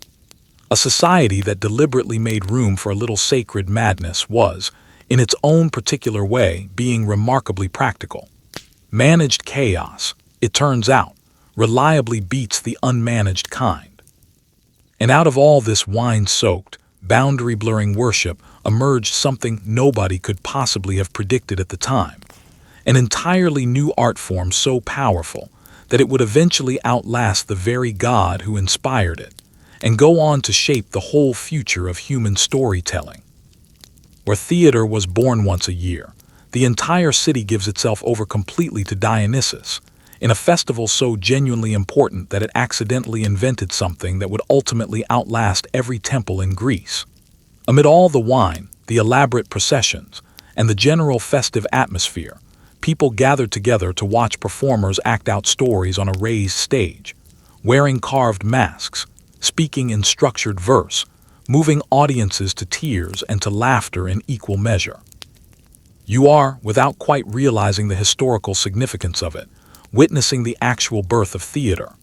What began as devoted worship of a wine god gradually became tragedy, comedy, and in a real sense, every single play that would ever follow after it. Picture the scene properly, because it genuinely represents one of the great watershed moments in all of human culture, even though nobody present at the time had any idea of its future significance. The city is completely packed. A grand ceremonial procession winds its way through the streets, carrying a statue of Dionysus, accompanied by music, singing, and wine flowing freely among the crowd. There are ritual sacrifices, communal feasts, a genuine holiday atmosphere thick in the air throughout. And at the center of it all, inside a great open-air amphitheater carved directly into a natural hillside, thousands of people gather together on tiered stone seating, looking down at a circular performance space below. They've all come specifically to watch a formal competition, and the prize on offer is public glory and recognition. Down in that performance space, actors bring stories to life before the crowd.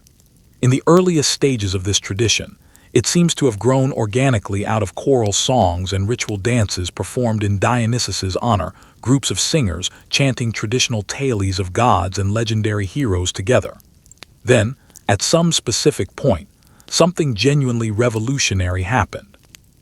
One performer stepped forward, apart from the assembled chorus, and began speaking directly as an individual character, engaged in dialogue, actively playing a distinct role rather than simply narrating. That single, deceptively simple step, moving from telling a story to actively embodying it, from narration into true drama, represents the actual birth of theater in the form you'd recognize today. More individual actors were gradually added over time, and then more still, until suddenly it became possible to stage genuine conversations, real conflicts, and dramatic reversals of fortune, all playing out live before a completely spellbound audience. The plays themselves came in distinct forms you'd still readily recognize today. There was tragedy, grand, sorrowful stories depicting great, powerful figures brought low by fate, by their own pride, or by the sheer cruelty of the gods, specifically designed to move audiences to genuine pity and awe, toward a kind of emotional purging of powerful feeling.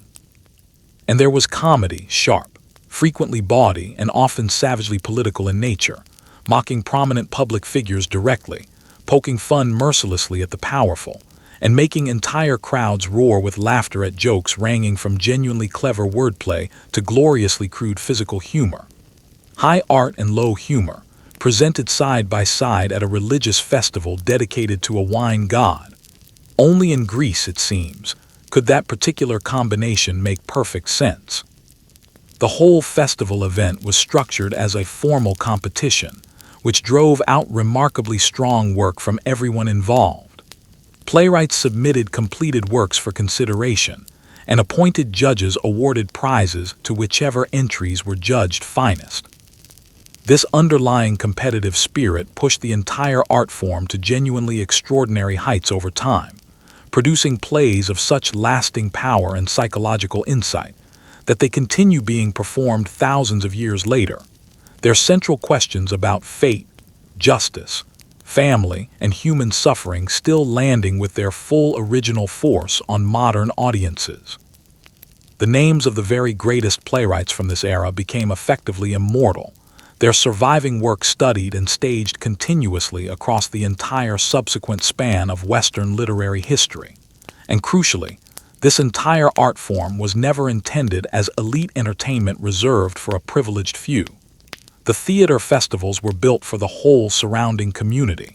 Enormous numbers of ordinary citizens attended each year, and in some documented cases, Specific arrangements were even made so that poorer citizens could still afford to attend alongside everyone else. Watching these plays was considered a genuine part of civic and religious life combined, a shared communal experience that taught, moved, and unified the entire audience simultaneously. The theater became, in a very real sense, a place where an entire society looked directly at itself, at its own values, its fears, its deepest follies, and thought hard about all of it together, publicly, out loud, in one shared space. So the next time you find yourself genuinely absorbed in a story unfolding on a stage or a screen, moved unexpectedly to tears or laughter by entirely imaginary people, spare a passing thought for a wine god and a rowdy hillside festival in ancient Greece, where someone first deliberately stepped out of the chorus line and said, in effect, "Let me show you now," rather than simply telling you about it. From the joyful, communal spectacle of the theater, let's descend now to something considerably more private, and a great deal darker. The small, bitter curses that ordinary Greeks quietly buried in the ground whenever they wanted someone else to suffer. Not every prayer offered up to the gods was sweet, grateful, or dignified. Sometimes, quite understandably, you simply wanted revenge, and the Greeks had developed a remarkably direct method for pursuing exactly that.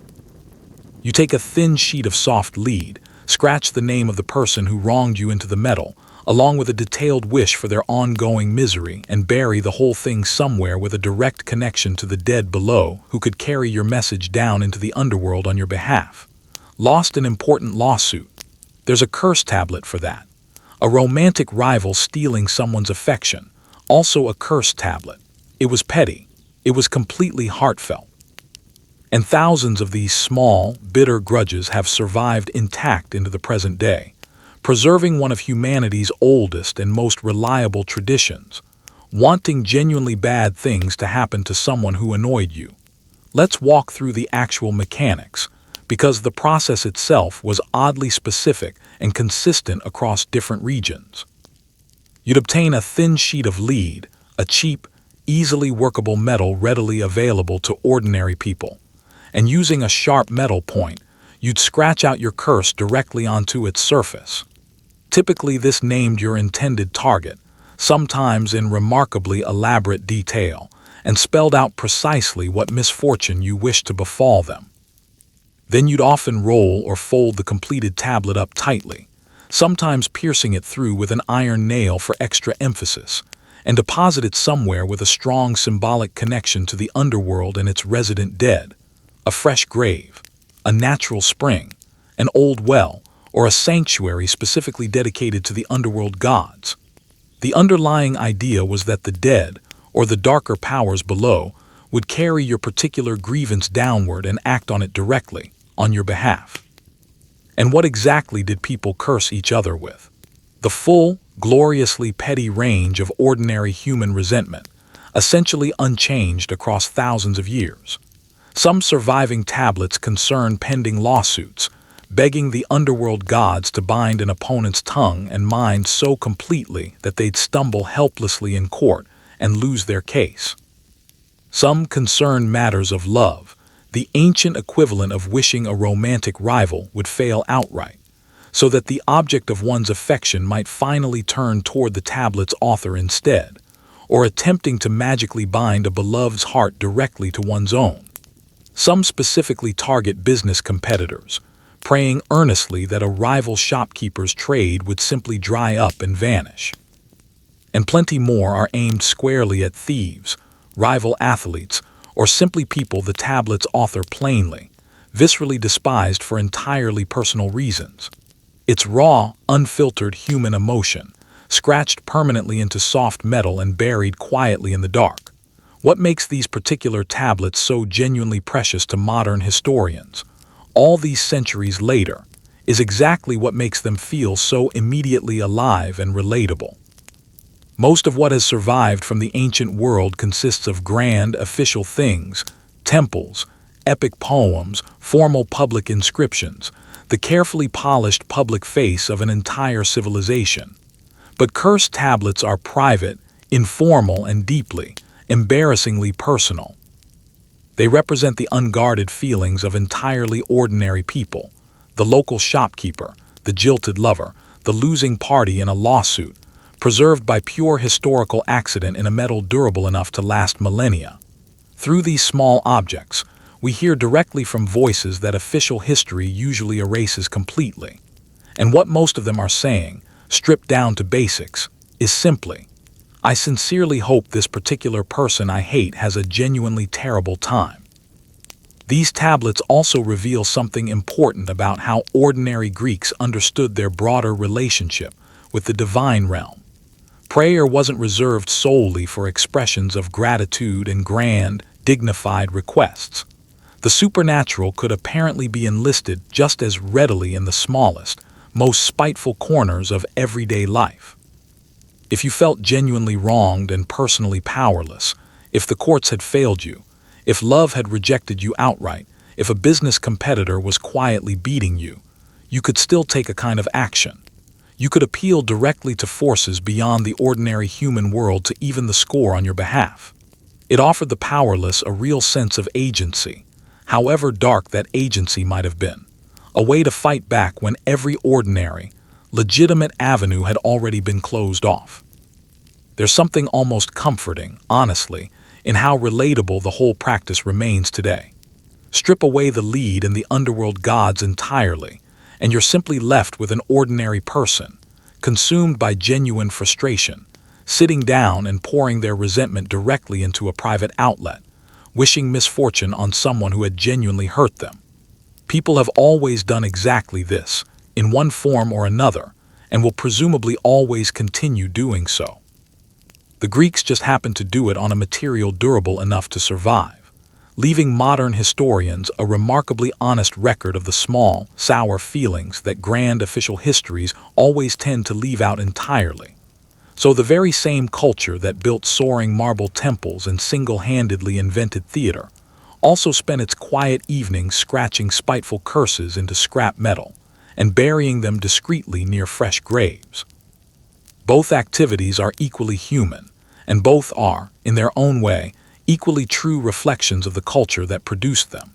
And if a lead tablet buried by a grave represented how ordinary people privately reached the powers below, there was one place in the Greek world where secrecy itself became the entire central point of the ritual. A rite so carefully guarded that revealing its details could genuinely cost you your life. The secret kept for 1,000 years just outside Athens lies a sacred site where thousands of people traveled every single year to take part in a secret, so carefully protected that revealing it publicly could result in formal execution. The Eleusinian Mysteries promised initiates a genuinely better fate waiting in the afterlife, a level of comfort no ordinary civic religion in this world otherwise offered. What exactly happened inside the final ceremony remains one of history's great locked doors, because the participants involved kept the secret so faithfully, for so many centuries, that we still don't fully know the details even today. Let's establish clearly why this rite mattered so much to begin with. As you already learned earlier tonight, the standard Greek afterlife was not, by any measure, especially inviting. A gray, dim, endless drift through the underworld awaited most ordinary souls, with genuine reward or punishment reserved only for a rare handful of exceptional cases. For most ordinary people, death offered remarkably little to look forward to. So imagine, then, the genuine appeal of a specific rite that promised something meaningfully better. A special, blessed fate in the afterlife, made available not merely to legendary heroes and kings, but to nearly anyone willing to undergo formal initiation. That promise alone made these particular mysteries one of the most popular and remarkably long-lived religious traditions in the entire Greek world, drawing devoted participants for well over 1,000 consecutive years. The whole ritual was built directly on the myth you already know well, the story of Demeter and Persephone, mother and daughter split between the world of the living above and the realm of the dead below.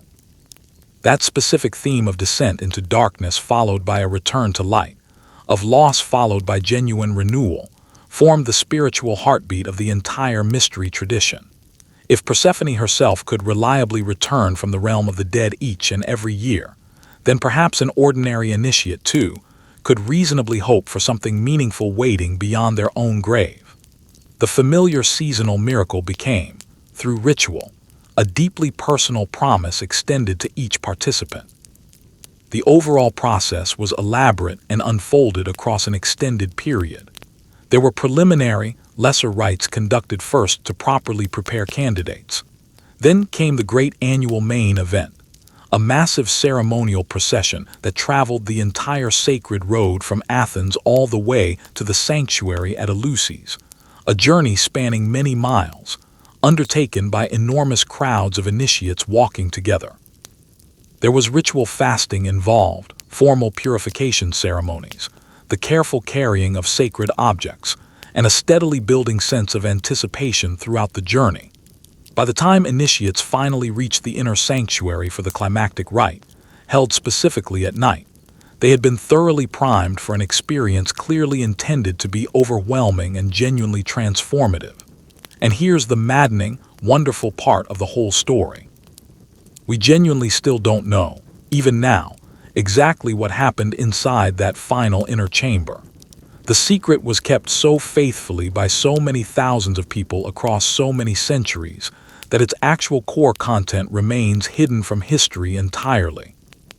Ancient written sources offer only tantalizing hints of specific things shown to initiates, words spoken, ritual actions performed, sacred objects revealed at the climactic moment, of a profound emotional shift experienced by participants moving from genuine terror toward eventual joy, from darkness into light.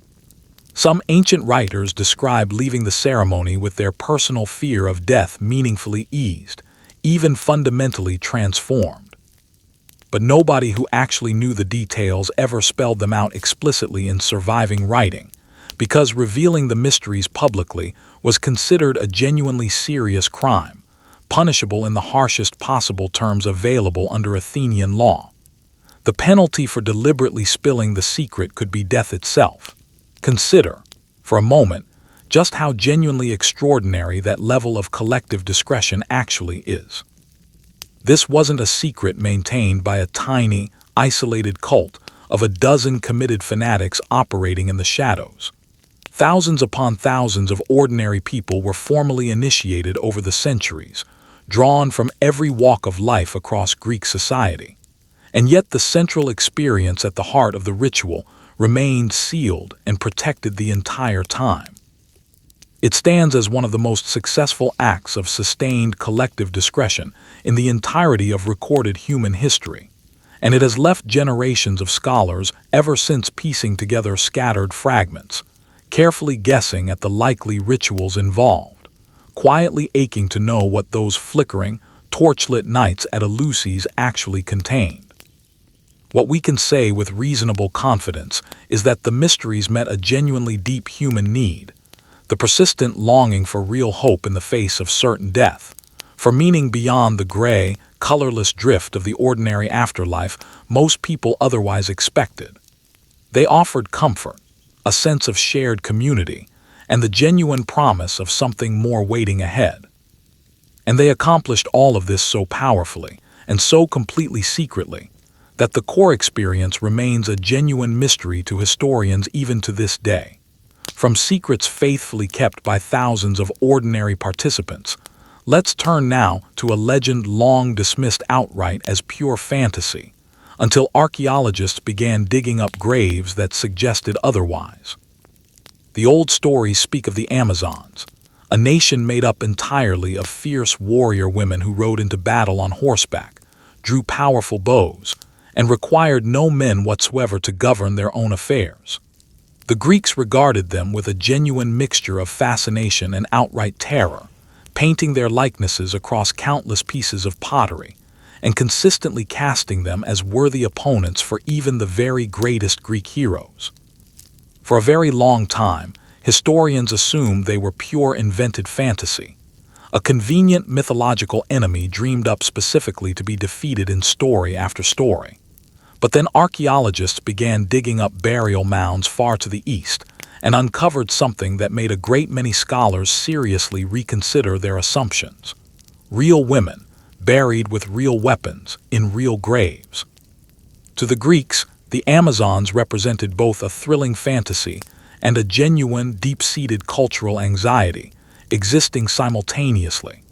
Picture an entire society composed of women who lived as trained warriors, rode confidently into battle, hunted for their own sustenance, and governed themselves completely, entirely without any male authority whatsoever. In a broader world where Greek women were generally expected to remain at home, manage the household, and stay firmly under male oversight throughout their lives, the very concept of genuinely independent warrior women was almost incomprehensible on its face, and more than a little threatening to the established social order. The Amazons represented, in cultural terms, the world turned completely upside down. Everything Greek society insisted was either impossible or actively dangerous about female independence and power, made manifest in story. That's precisely why they appear so constantly throughout Greek art and legend, almost always cast as formidable, worthy opponents. The greatest legendary heroes repeatedly do battle with them. Entire mythic wars are described being fought against them. They're depicted on temple sculptures, painted across countless surviving vases, consistently shown as fierce, mounted, and heavily armed.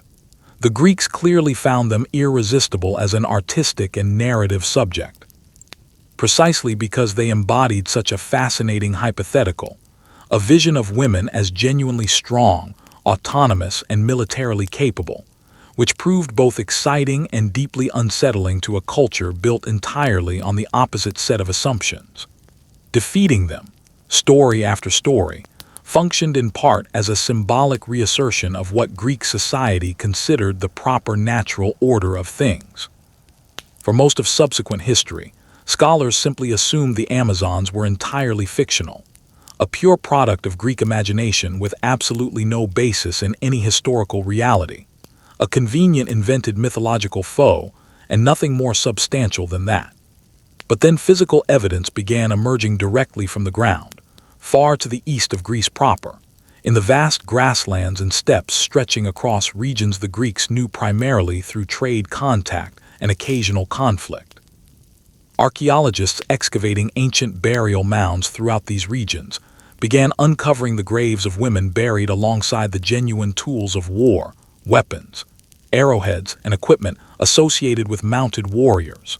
Some of these female skeletons showed physical signs entirely consistent with a lifetime spent on horseback, and in active combat, bone development, and healed injuries you'd specifically expect to find in trained riders and fighters, not ordinary civilians. These, it turns out, were not myths at all. These were real women from real nomadic cultures who had genuinely lived as trained warriors, who rode horses and used bows as a matter of course, and who were honored in death with their own weapons placed carefully beside them in the grave. Suddenly, the Amazons looked considerably less like pure fantasy and a great deal more like a distorted, embellished cultural memory. The Greeks maintained regular contact with nomadic steppe peoples whose cultures differed enormously from their own settled society, cultures where women genuinely could, and demonstrably did, fight, hunt, and hold real social status equal to or approaching that of men. To settled Greeks, for whom the very concept of a warrior woman was almost unthinkable within their own social framework, encountering first-hand accounts of such societies would have seemed genuinely astonishing. It's easy enough to see how second-hand tales of these foreign warrior women, exaggerated and mythologized gradually across many generations of retelling, eventually grew into the full legend of an entire nation of warrior women living at the very edge of the known world. So the Amazons joined the long, growing list of Greek myths carrying a stubborn thread of genuine truth running underneath them. Perhaps not literally, a hidden island populated entirely by women requiring no men at all, but real, documented cultures where women genuinely did fight, ride, and were formally buried as recognized warriors, filtered through Greek astonishment, and gradually reshaped into full-blown legend over time. It's another clear reminder that these particular stories were rarely conjured entirely from nothing. They frequently represented the wider world beyond Greece's own borders, reflected back through a distinctive lens of wonder mixed with unease.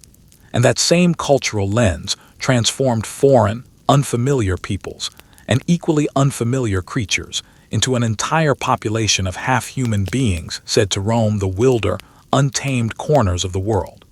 Creatures of the Wild Places Your New World here is populated with creatures that deliberately blur the line between human and beast. Centaurs, half man and half horse, gallop vividly through these myths as wild, wine-loving, and occasionally surprisingly wise figures. Satyrs, part man and part goat, chase after pleasure with an enthusiasm that would genuinely embarrass most modern people. These hybrid creatures were never simply random monsters invented for entertainment. They represented the untamed parts of both nature and of ourselves, the parts that civilized Greek daily life was constantly attempting, and often failing, to keep politely contained. Let's start with the centaurs, because they're genuinely, wonderfully contradictory as mythological figures. Picture a creature with the upper body and torso of a man, rising directly from the body and four legs of a horse below the waist. In most surviving stories, centaurs are depicted as wild and fundamentally unruly, prone to excessive drinking and sudden outbursts of violence. The single most famous centaur story involves an entire group of them being invited to attend a wedding celebration, drinking considerably more wine than was wise, and promptly causing a brawl so catastrophic and widespread that it becomes a legendary battle in its own right. They embody, as a group, a profound lack of self-control, the animal impulse barely contained beneath an otherwise human surface. What happens, these stories seem to ask, when raw instinct is allowed to fully override civilized restraint, and yet, tellingly, not every centaur in the mythology is portrayed as a brute. One particular centaur is famously depicted as wise, gentle, and deeply learned, a respected teacher and mentor figure to several of the very greatest Greek heroes, skilled specifically in medicine, music, and the art of hunting. This single, notable exception is genuinely fascinating because it demonstrates that the Greeks weren't simply creating one-dimensional monsters for shock value.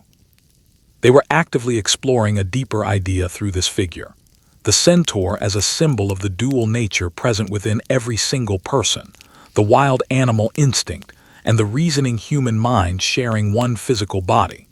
Most centaurs in the stories let the animal side win out. The rare wise exception demonstrates what becomes genuinely possible when reason is allowed to take firm charge instead.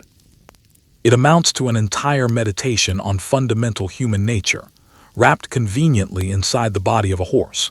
Then there are the satyrs, loyal companions of the wine god Dionysus you already met earlier tonight, and they lean entirely, unapologetically into pure pleasure-seeking, part human, part goat, with a well-earned reputation for constant drinking, dancing, and pursuing every conceivable appetite with shameless, uninhibited enthusiasm.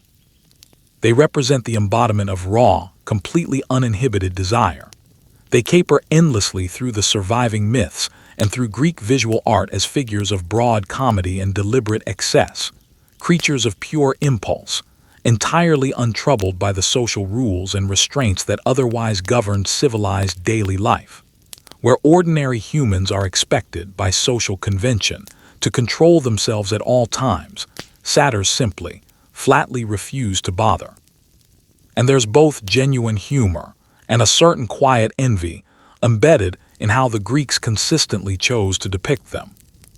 What ties all of these various hybrid creatures together thematically is exactly what they collectively represent, that eternal, keenly felt tension between civilization and wildness, between pure reason and raw instinct, between the carefully ordered human world and the genuinely untamed natural one surrounding it.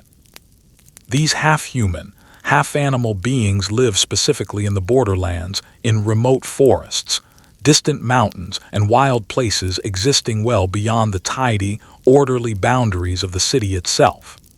They represent, in narrative form, what any human being might become if they simply let their own animal nature take over completely. And the Greeks used these figures consistently to think through their own complicated nature, their own competing impulses, and the constant ongoing effort required to remain genuinely civilized despite them. There's also a simpler, more grounded layer worth noting here. Some modern scholars suspect that a handful of these particular creature legends may have roots in genuine historical encounters, later misremembered or exaggerated over time. The centaur specifically may echo the initial shock experienced by settled agricultural peoples first encountering genuinely skilled mounted riders on horseback. Viewed from a distance, a skilled mounted warrior and his horse could momentarily appear, to an unfamiliar observer, to be a single fused creature rather than two separate beings. Whether or not that theory represents the true historical origin, it certainly fits the broader pattern you've observed unfolding throughout this entire night. The real world, glimpsed briefly, misunderstood, and gradually spun into something genuinely mythic over time. So these particular hybrid creatures were never merely fantastical decoration added for entertainment value. They functioned as genuine tools for thinking through complex ideas, as ways of externalizing the wildness the Greeks knew, on some level, lived inside every single person, and of dramatizing the ongoing internal struggle required to keep that wildness properly in check. They transformed the invisible, ongoing battle between our animal impulses and our better judgment into something you could actually see, genuinely fear, and occasionally even laugh at. And if these creatures could embody fundamental human nature so vividly, so too could certain unseen powers embody the one force that neither gods nor mortals could ever fully escape: fate itself. The threads that even gods cannot cut somewhere beyond the direct reach of both gods and mortals sit three quiet, unassuming women who nevertheless control absolutely everything. The fates, they're called, and they spin the thread of every individual life, carefully measure it out to its proper length, and cut it decisively when a person's allotted time finally runs out. Not even Zeus himself, king of all the gods, can fully overrule their decisions once made. To the Greeks, this idea was both genuinely comforting and deeply chilling in equal measure. The notion that your entire life had already been measured out in advance and was simply waiting to unfold. It raised a question that would go on to haunt philosophers for centuries afterward. If your ultimate ending is already predetermined and spun, does anything you actually do along the way genuinely matter at all? The core image itself is beautifully simple and genuinely unnerving once you sit with it.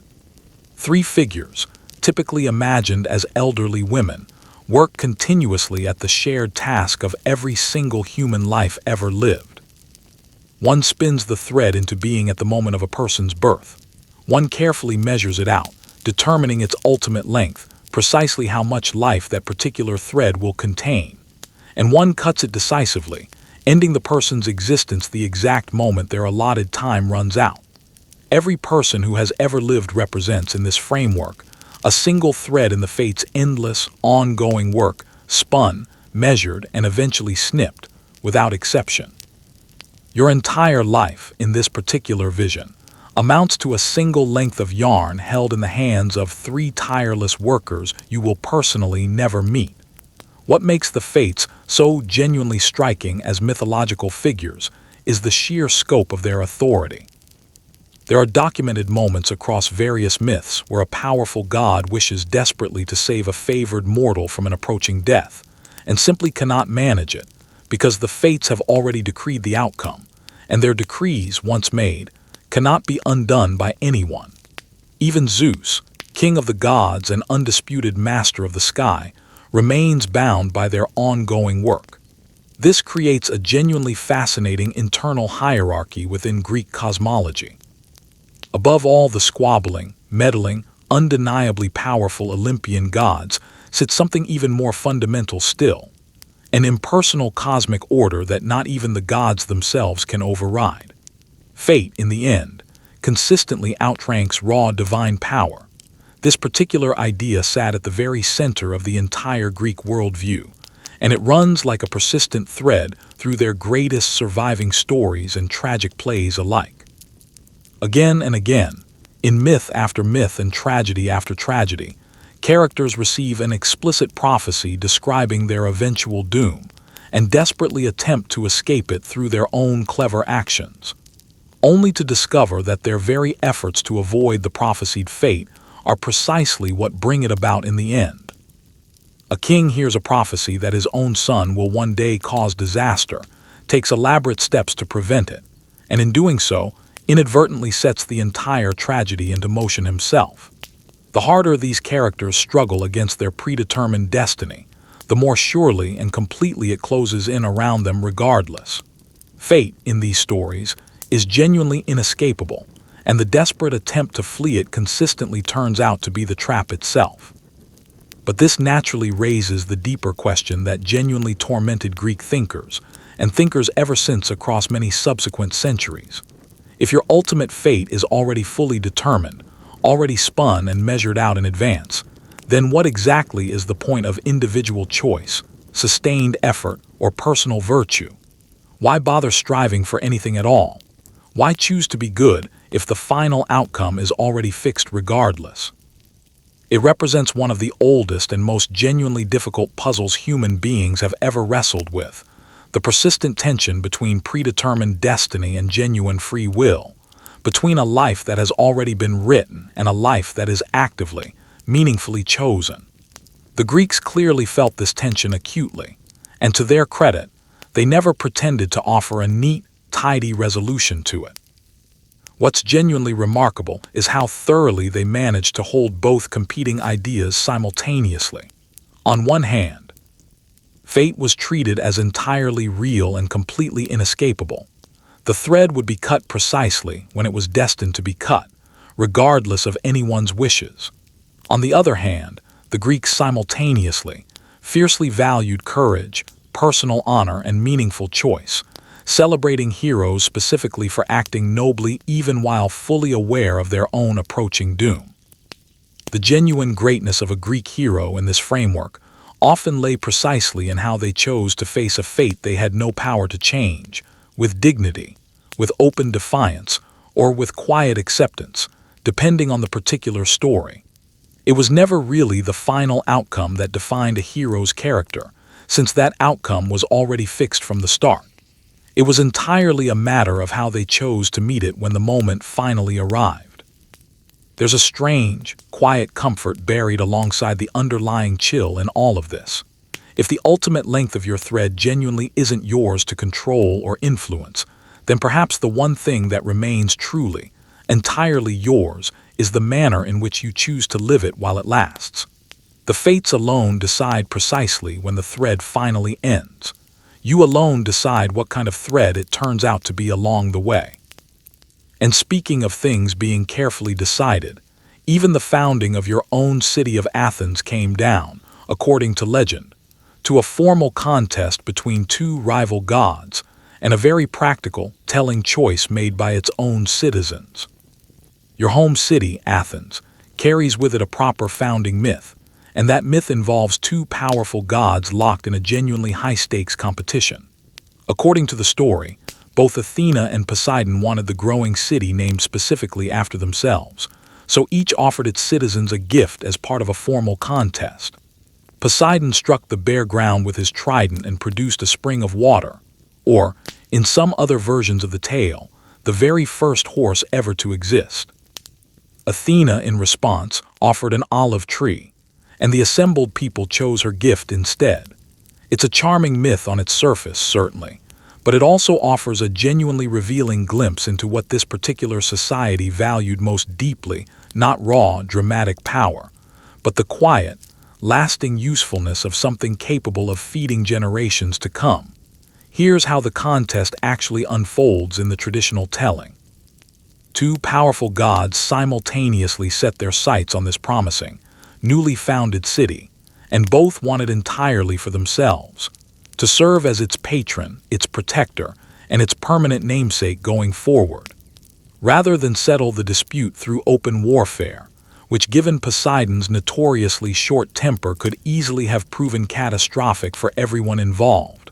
A formal competition is arranged instead.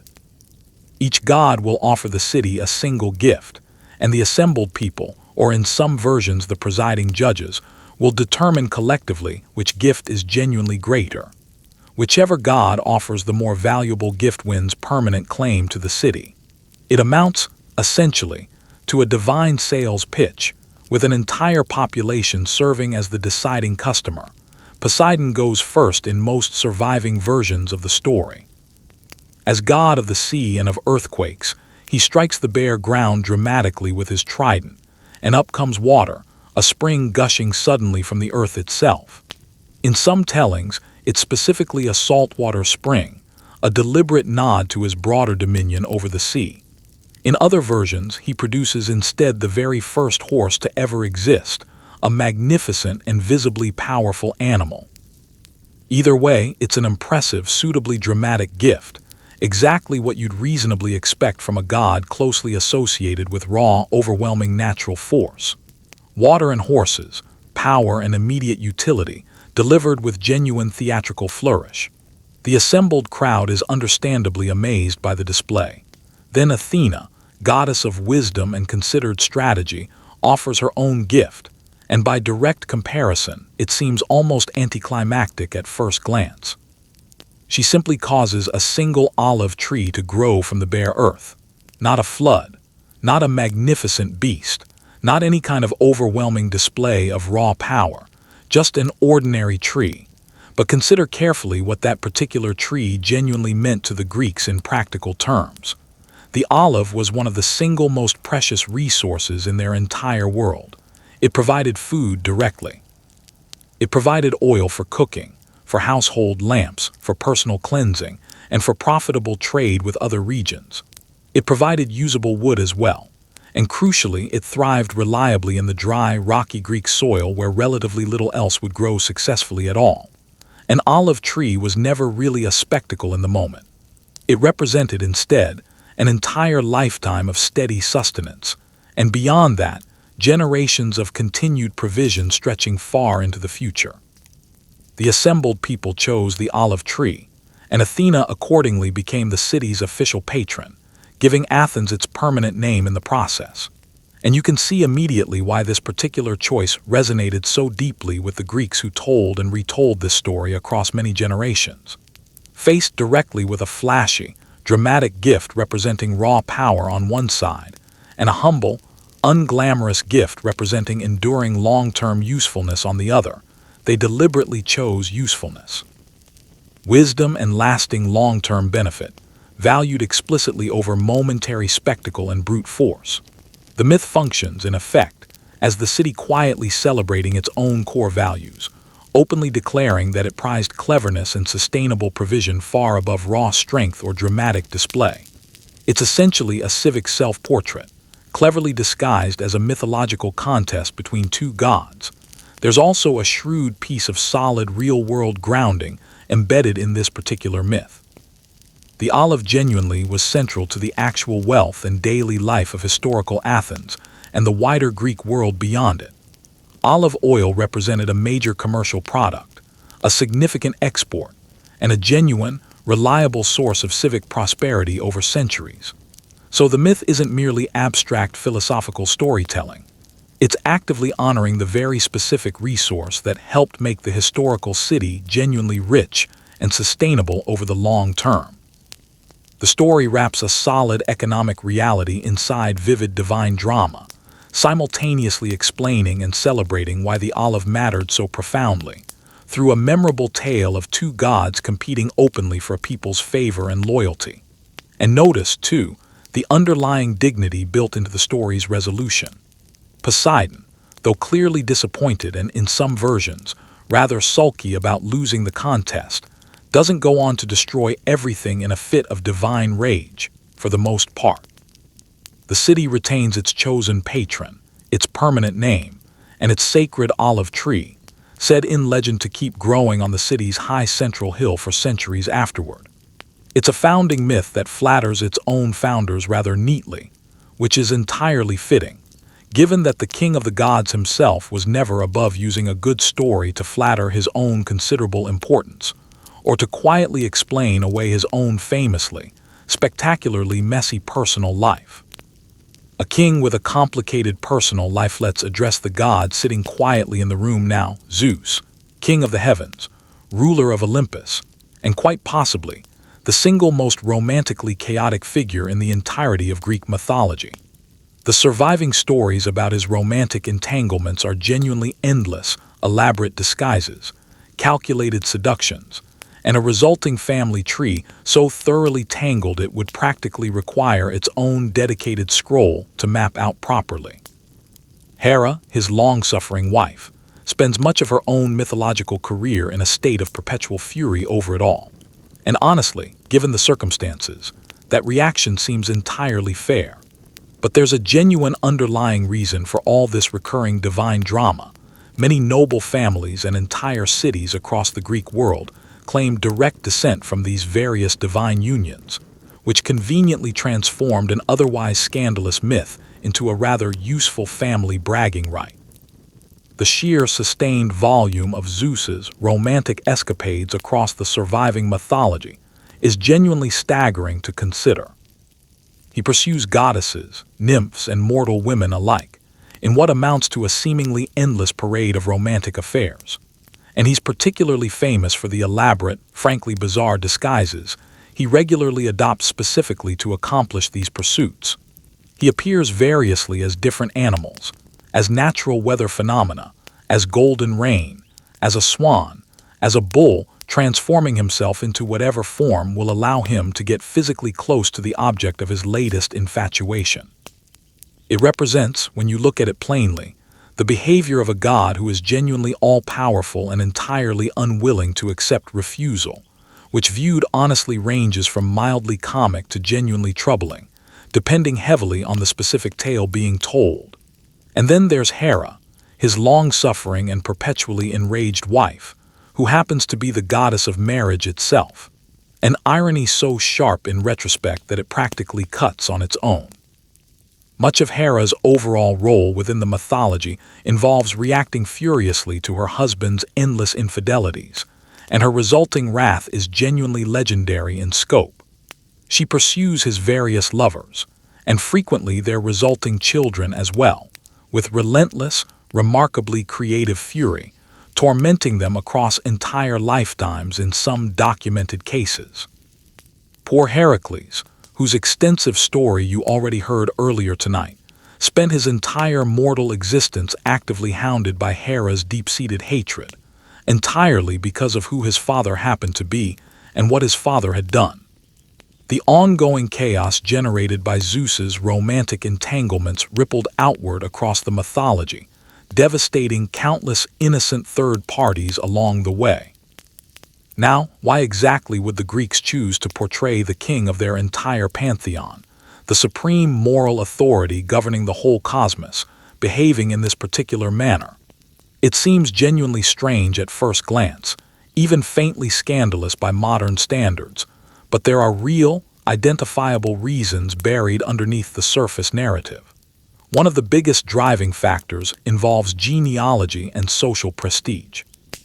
Across the Greek world, powerful ruling families, entire dynasties, and even complete city-states routinely claimed direct descent from various unions between Zeus and different mortal women. Being able to trace your own bloodline back to the king of the gods represented the ultimate available status symbol, tangible proof of divine favor and legitimate heroic ancestry. Every single affair described in the myths potentially founded an entirely new noble lineage. And those resulting noble lineages had every practical incentive to keep the associated stories alive and cast in a flattering light. So Zeus's countless romantic dalliances were never simply tabloid-style gossip about a god behaving badly for entertainment value. They functioned as the genuine connective tissue holding together an entire mythological and social system, linking the divine realm directly to the human one, populating the wider world with demigods and legendary heroes, and providing real historical families with a genuinely glorious origin story to draw on. A city that could legitimately claim a founder fathered by Zeus himself had a powerful claim to greatness woven directly into its own foundational identity.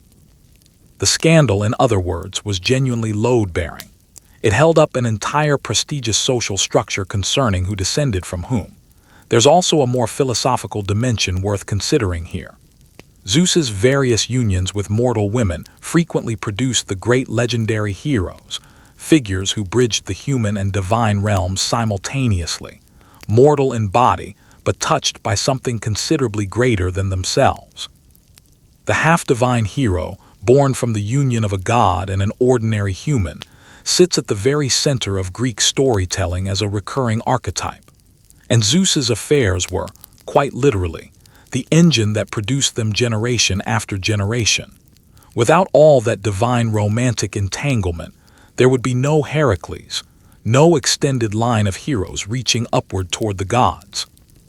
The underlying messiness served a genuine mythological purpose, generating precisely the figures this culture most admired and celebrated.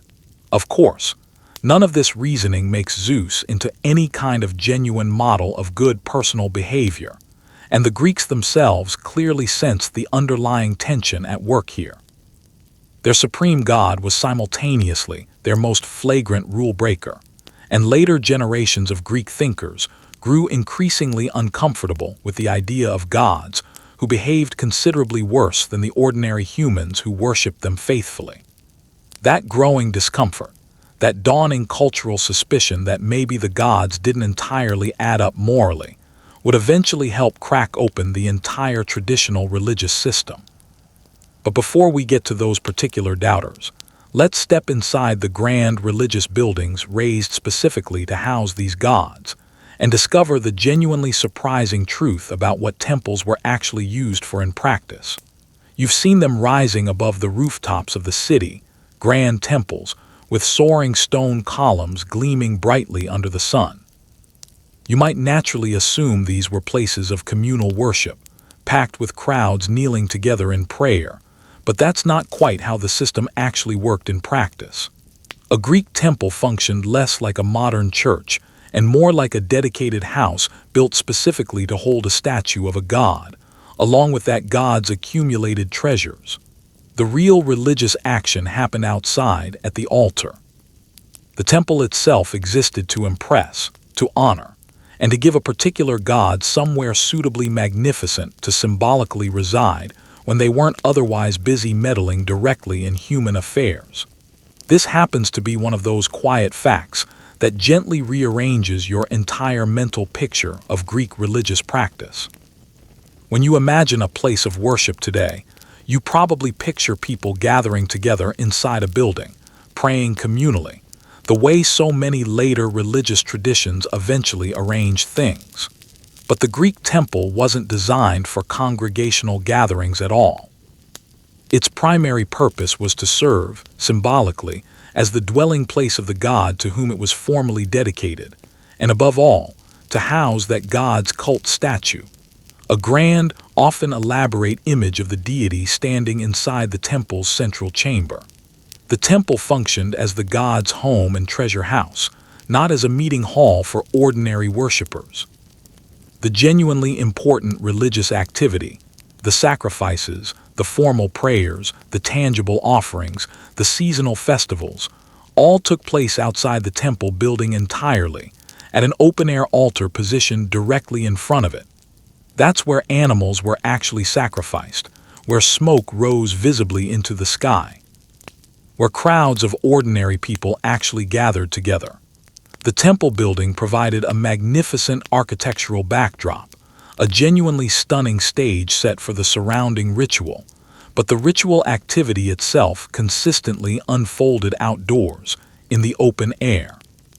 So all that architectural glory, those famous columns, those elaborately sculpted friezes represented in a very real sense the exterior of a splendid house that comparatively few ordinary people ever actually entered, admired mostly from the outside, and deliberately built to be visually spectacular. And the buildings genuinely were glorious, quite deliberately so. The Greeks poured enormous civic resources, considerable skill, and real collective pride into constructing their temples. Rows of elegant columns, carefully calculated architectural proportions, detailed sculptures and carvings depicting familiar myths, gods, and legendary heroes, sometimes painted in genuinely bright, bold colors that would likely surprise modern visitors accustomed to seeing only the bare, weathered white stone that has survived down to the present day. A truly great temple represented a public statement of collective devotion to its resident god, certainly, but it simultaneously represented a statement of the wealth, political power, and artistic sophistication of the specific city that built it.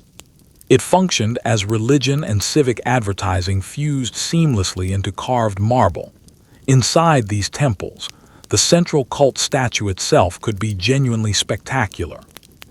Some were colossal in scale, towering figures of the resident god, crafted from precious materials like gold and ivory, layered carefully over an underlying wooden frame, deliberately designed to inspire real awe in anyone fortunate enough to be permitted inside to see it directly.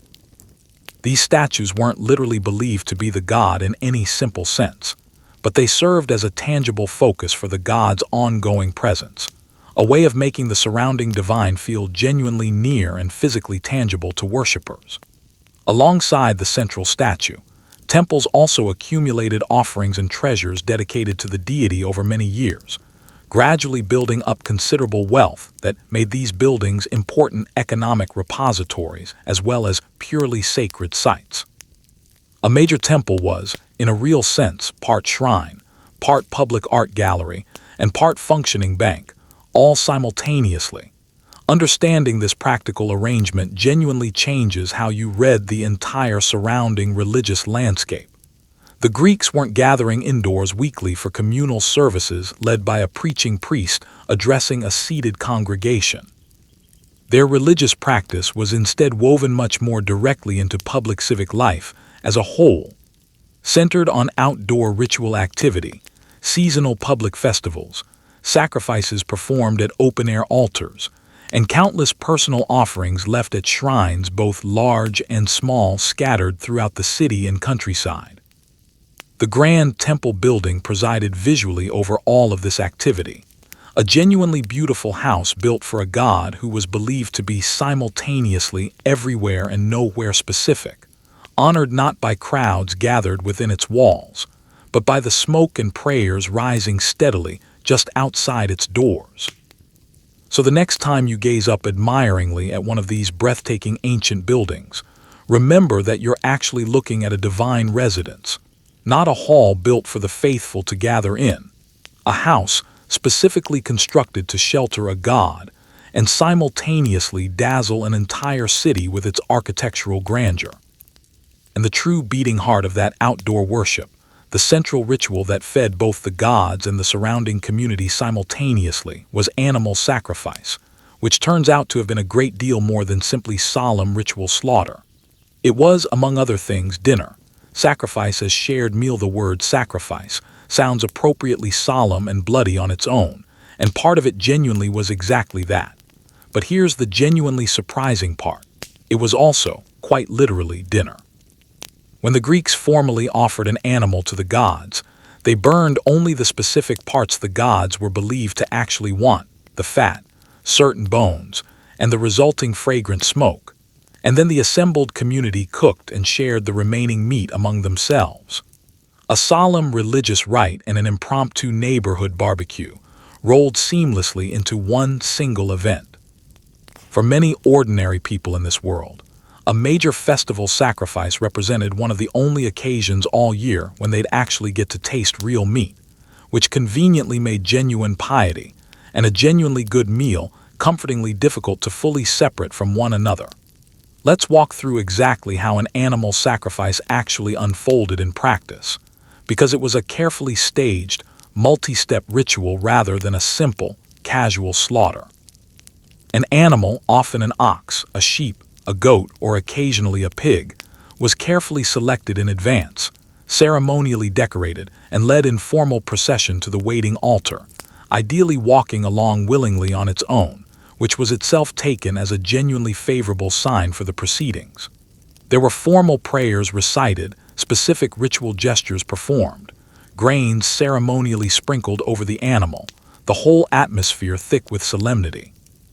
Then the animal was killed directly at the altar, and its death represented the sacred core of the entire ceremony, the actual gift offered to the god, given in direct exchange for continued favor and protection going forward.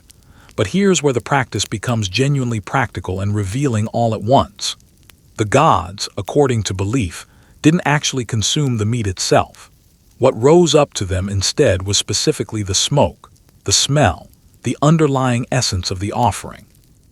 So the particular parts burned on the altar for the god's benefit were specifically the fat, along with certain bones wrapped carefully in that same fat, portions specifically chosen because they produced abundant, fragrant smoke rising visibly toward the heavens. There's even an old, somewhat cheeky myth that circulated specifically to explain why the gods ended up stuck with only bones and fat, while ordinary humans kept all the good, edible meat for themselves, involving a clever trick supposedly played on the gods by a mortal, long ago in the mythic past. The Greeks clearly understood that this particular division of the sacrifice favored the humans considerably, and they told themselves a story specifically to justify the arrangement, because the remaining bulk of the animal, the genuinely edible meat, went directly to the assembled people present at the ceremony. After the god's designated portion had been properly burned on the altar, the remaining meat was cooked thoroughly and distributed carefully among everyone present. And the entire assembled community shared together in a genuine communal feast. This shared meal represented the real emotional heart of the whole social experience.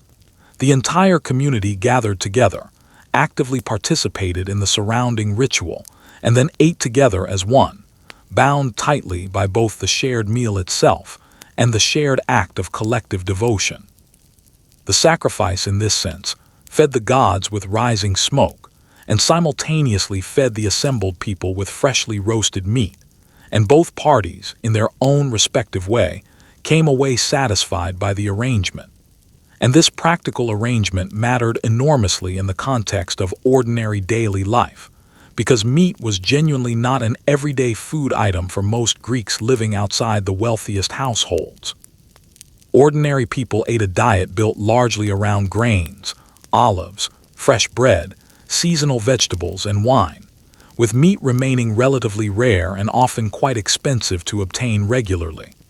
So the great public sacrifices, especially the larger festival occasions, represented one of the few genuine opportunities when common people actually got to eat meat, and often in genuinely substantial quantities. A major religious festival could easily involve the ritual slaughter of dozens of animals, resulting in a genuine, satisfying feast for a large portion of the local population. Devotion and a rare, delicious communal meal arrived together, hand in hand, which surely didn't hurt overall public attendance and enthusiasm for these events in the slightest. This particular blending of the sacred and the deeply social is genuinely characteristic of Greek religious practice as a whole. Worship was never treated as a grim, separate duty performed privately in quiet solemnity. It was fundamentally communal, celebratory in tone, and thoroughly woven into the ordinary pleasures of gathering and eating together as a community. The act of formally honoring the gods was simultaneously the act of feeding and unifying the wider community, of sharing collective abundance, of marking the annual calendar with genuine occasions of togetherness. Piety and festivity in this cultural framework were never treated as opposites. They were, essentially, the very same event, simply viewed from two slightly different angles at once. So the smoke rising steadily from the altar carried a formal prayer directly up to the gods, and the meat sizzling nearby simultaneously carried a genuine feast down to the assembled people. And nobody in this world saw the slightest contradiction in that particular arrangement. It's a wonderfully human system in the end, honoring the divine and genuinely enjoying yourself, all within a single shared afternoon. But not everyone in this world would remain content with smoke, statues, and inherited stories forever. A genuinely new kind of thinker was beginning to emerge, one who looked hard at the entire established system and started asking a dangerous, uncomfortable question. What if none of it is actually, literally true? Not everyone living in Greece took the traditional myths entirely at face value, even in the earlier centuries you've been wandering through tonight. And as the centuries gradually passed, a quiet intellectual revolution slowly began to take shape. A handful of thinkers started asking genuinely uncomfortable questions out loud. If the gods are supposed to be perfect beings, why do the myths consistently show them behaving so badly toward one another? Could thunder perhaps come from some natural cause other than simple divine temper? Early philosophers began actively searching for explanations rooted in the observable natural world, rather than automatically defaulting to Olympus. The old myths didn't vanish overnight by any means, but a genuinely new way of thinking about the world was steadily taking hold across Greek intellectual life. It started, as intellectual revolutions so often do, with just a few curious individuals refusing to simply accept the standard, inherited answers handed down to them. For many generations before this, the standard explanation for absolutely everything had been the gods themselves.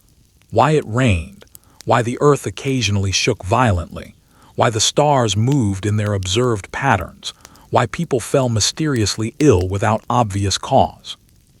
But certain thinkers began to genuinely wonder whether the natural world might instead operate according to its own internal principles, consistent patterns that could be carefully observed and reasoned about directly, rather than simply attributed to the passing whims of temperamental deities. Perhaps, these thinkers suggested cautiously, things happen because of identifiable natural causes, rather than because some particular god happened to be in a foul mood that day. These early thinkers turned their careful attention to the physical world with a genuinely new kind of intellectual scrutiny. What is everything in the world actually made of, at some fundamental level? Why do the heavens move in the specific patterns they do? What underlying causes produce the natural phenomena that traditional myth had always attributed directly to divine action?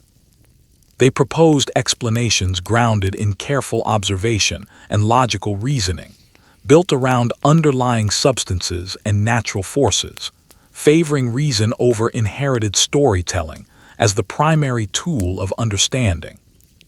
They didn't always arrive at the correct answers, certainly, judged by modern scientific standards, but the underlying method itself was genuinely revolutionary, actively seeking explanations you could reasonably argue about and test against evidence, rather than simply accepting inherited tales passed down without question. This intellectual shift represented the genuine birth of a way of thinking that would go on to echo across many thousands of subsequent years of human history. Some thinkers grew openly, publicly skeptical of the traditional gods themselves. One particularly famous thinker from this period pointed out, with evident dry humor, that people always seem to imagine gods who conveniently look and behave exactly like themselves, and mused pointedly that if animals were somehow capable of depicting gods, they would presumably draw those gods as animals instead. It was a sharp, genuinely unsettling observation for its time. Perhaps the implication ran, the gods were made in humanity's own image, rather than the traditional reverse arrangement. Other thinkers openly questioned whether the frequently scandalous behavior described in the myths, the lies, the countless affairs, the petty grudges, was really appropriate or befitting of beings supposedly representing the highest and most divine standards imaginable. If the gods were meant to represent the very best that existence had to offer, why did the traditional stories consistently show them behaving considerably worse than ordinary decent humans manage to behave in daily life? This represented genuinely dangerous intellectual territory to explore openly, and it's worth being entirely clear that questioning the gods directly was never without real, tangible personal risk in this society. Greek civic culture took its inherited religion seriously as a matter of public order, and impiety, openly showing disrespect toward the traditional gods or established religious beliefs, could bring genuinely serious consequences, including formal accusations, forced exile, or considerably worse outcomes. At least one of the most celebrated and respected thinkers in all of Greek history ultimately faced formal trial and execution on charges that specifically included offenses against the city's traditional gods. Public doubt was not always safe to voice aloud, even for the most respected minds of the era. The old inherited beliefs still had genuine teeth, even as newer ideas steadily gnawed away at their foundations from underneath. And yet, once this particular intellectual shift had genuinely begun, it could not ultimately be stopped or reversed. Reason, careful observation, and systematic philosophical inquiry became powerful new intellectual tools for understanding the surrounding world, sitting alongside, and increasingly competing directly with, the older mythological explanations that had dominated for so long. People gradually began distinguishing more clearly between the poetic, emotional truth carried by the myths and the literal, mechanical workings of the natural world. The traditional gods didn't simply disappear overnight, and conventional worship practices continued largely unchanged for a very long time afterward. But a genuine crack had opened in the foundation, a growing cultural sense that the world might ultimately be explicable in its own terms, that human reason alone might grasp the underlying order of things without necessarily requiring a divine tantrum lurking behind every single observed event. This represented one of the truly great turning points in the broader history of human thought, the slow, uneven, often contested movement away from explaining the world purely through inherited story, and toward explaining it instead through sustained reason and systematic inquiry. It didn't kill the old myths outright. Nothing, honestly, quite could manage that. But it fundamentally changed their cultural status over time, gradually transforming them from literal, factual accounts of how the world actually worked into something else entirely, treasured cultural stories, a shared civilizational inheritance, enduring poetry, which raises the final, genuinely lingering question for tonight. If belief in these particular gods gradually faded over the centuries, why exactly are we still telling their stories thousands of years later, right now, tonight, by this fire? Because these particular myths, it turns out, were simply far too good, too useful, too deeply human to ever fully die out. Why the stories refuse to die? Here's the genuinely strangest twist buried in this entire long night of wandering. The civilization that originally told these stories eventually faded from history, was conquered, gradually absorbed, and slowly buried by the passage of time. The temples themselves crumbled into ruin. The regular sacrifices eventually stopped being performed. The very last true believers slipped quietly into the historical record and were gone. And yet, remarkably, the myths themselves simply refused to die along with everything else. They were eagerly borrowed by the Romans who conquered the region, retold continuously across many subsequent centuries, painted onto countless canvases, carved carefully into marble and stone, eventually printed in books, and ultimately projected onto screens watched by people who never once in their entire lives lit a single altar in genuine religious devotion. You, right now, listening to this, are quite literally part of a story thousands of years old, still actively being told and retold, long after the original gods themselves stopped receiving any worship at all. Consider, for a moment, just how genuinely improbable this entire outcome actually is. Countless civilizations throughout human history have risen dramatically and then fallen into obscurity, and the overwhelming majority of their associated stories, their gods, their legendary heroes have vanished almost entirely from collective memory, remembered today only by specialized historians carefully poring over scattered archaeological fragments. Entire pantheons of gods worshipped for centuries have simply been forgotten. Entire rich mythological traditions have been permanently lost to time. But the Greek myths specifically didn't just manage to survive this general pattern of historical erasure. They genuinely thrived instead, spreading rapidly well beyond the original world that first created them, and embedding themselves so deeply into countless later cultures that they eventually became essentially inescapable in Western civilization. Something specific about these particular stories gave them a staying power that most inherited belief systems never come close to achieving.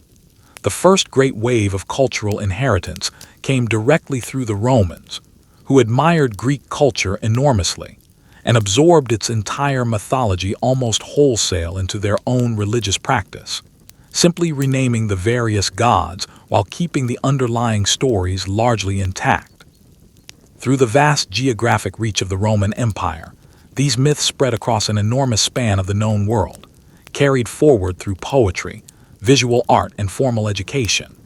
Even as the older forms of worship gradually gave way over subsequent centuries to newer religious traditions, the underlying stories themselves were carefully preserved as valued literature and shared culture. Considered too valuable, too genuinely beautiful, too broadly useful to simply discard entirely. And then the stories simply kept going, century after century. Through all the many centuries that followed, the Greek myths were repeatedly rediscovered, retold, and creatively reimagined again and again by successive generations. Painters depicted the gods and legendary heroes on canvas. Sculptors carved them carefully in stone and marble. Writers reworked their underlying stories for new audiences and new purposes. The myths gradually became a kind of shared common language of image and reference, a collective library of characters and dramatic situations that educated people across many different lands and eras, all came to know intimately. To describe a particularly difficult undertaking as Herculean, to speak of an irresistible siren song, to identify someone's single Achilles heel, to warn against accepting a deceptive Trojan horse, or to describe an act as genuinely Promethean in scope, is to speak fluent Greek myth without even consciously realizing it anymore.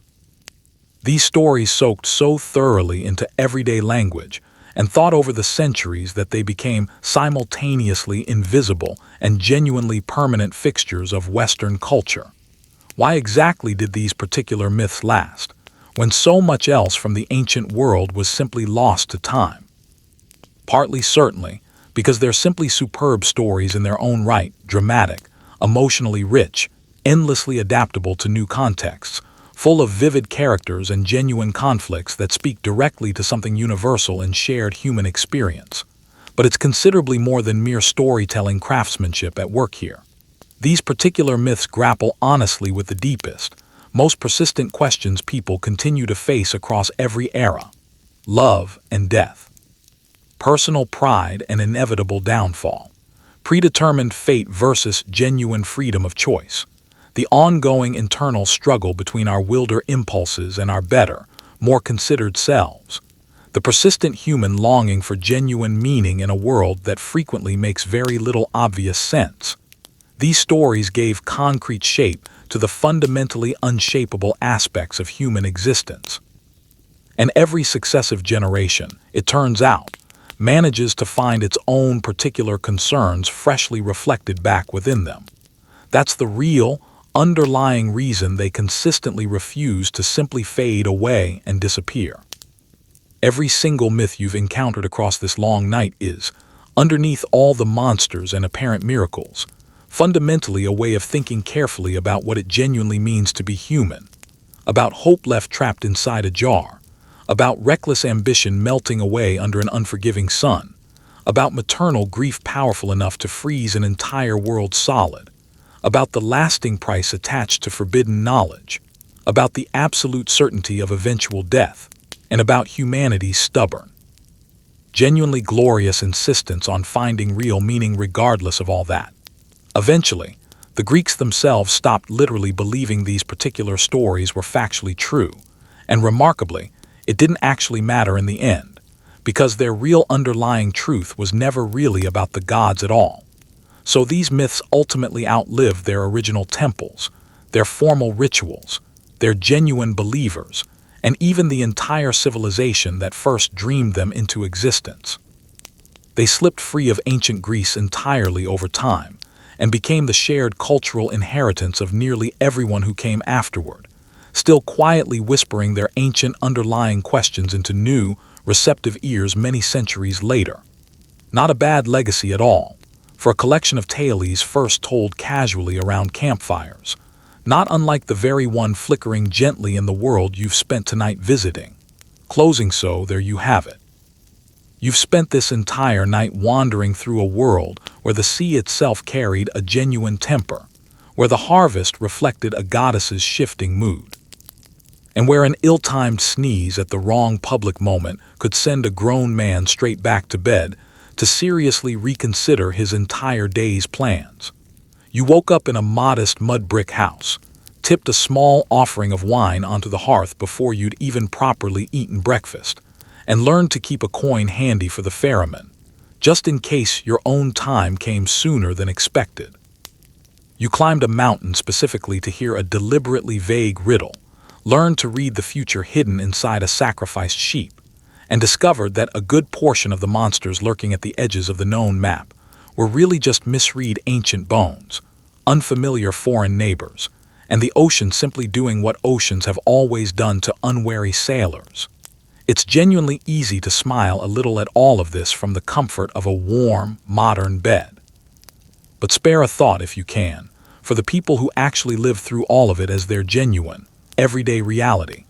They faced a vast, frequently frightening, largely unexplained world armed with only the tools available to them at the time: wonder, reason just barely beginning to stir into being, and stories good enough to hold back the surrounding darkness, at least for one more night. They built soaring temples reaching toward the sky, and they scratched petty, heartfelt curses into scraps of lead. They wept openly at tragic plays, and they feasted joyfully at sacrificial altars. They asked the biggest, most difficult questions that exist, and when no clear answers were available, they made something genuinely beautiful instead. That, in the end, is really what they left behind for us. Not the gods who eventually faded from active worship, and not the specific rituals which eventually stopped being performed, but the stories themselves, still quietly whispering across many thousands of years, still gently asking what it truly means to hope, to grieve, to reach too far beyond your limits, and to live as well as you possibly can in whatever time you happen to be given. So tonight, as you drift off comfortably under a solid roof that reliably keeps out the rain, beneath a light you can dim with nothing more than a light fingertip touch, spare a quiet, gentle thought for those ancient dreamers gathered around their own flickering fires so long ago. They're still here with us, in their own quiet way. And now, gently, softly, it's time to rest.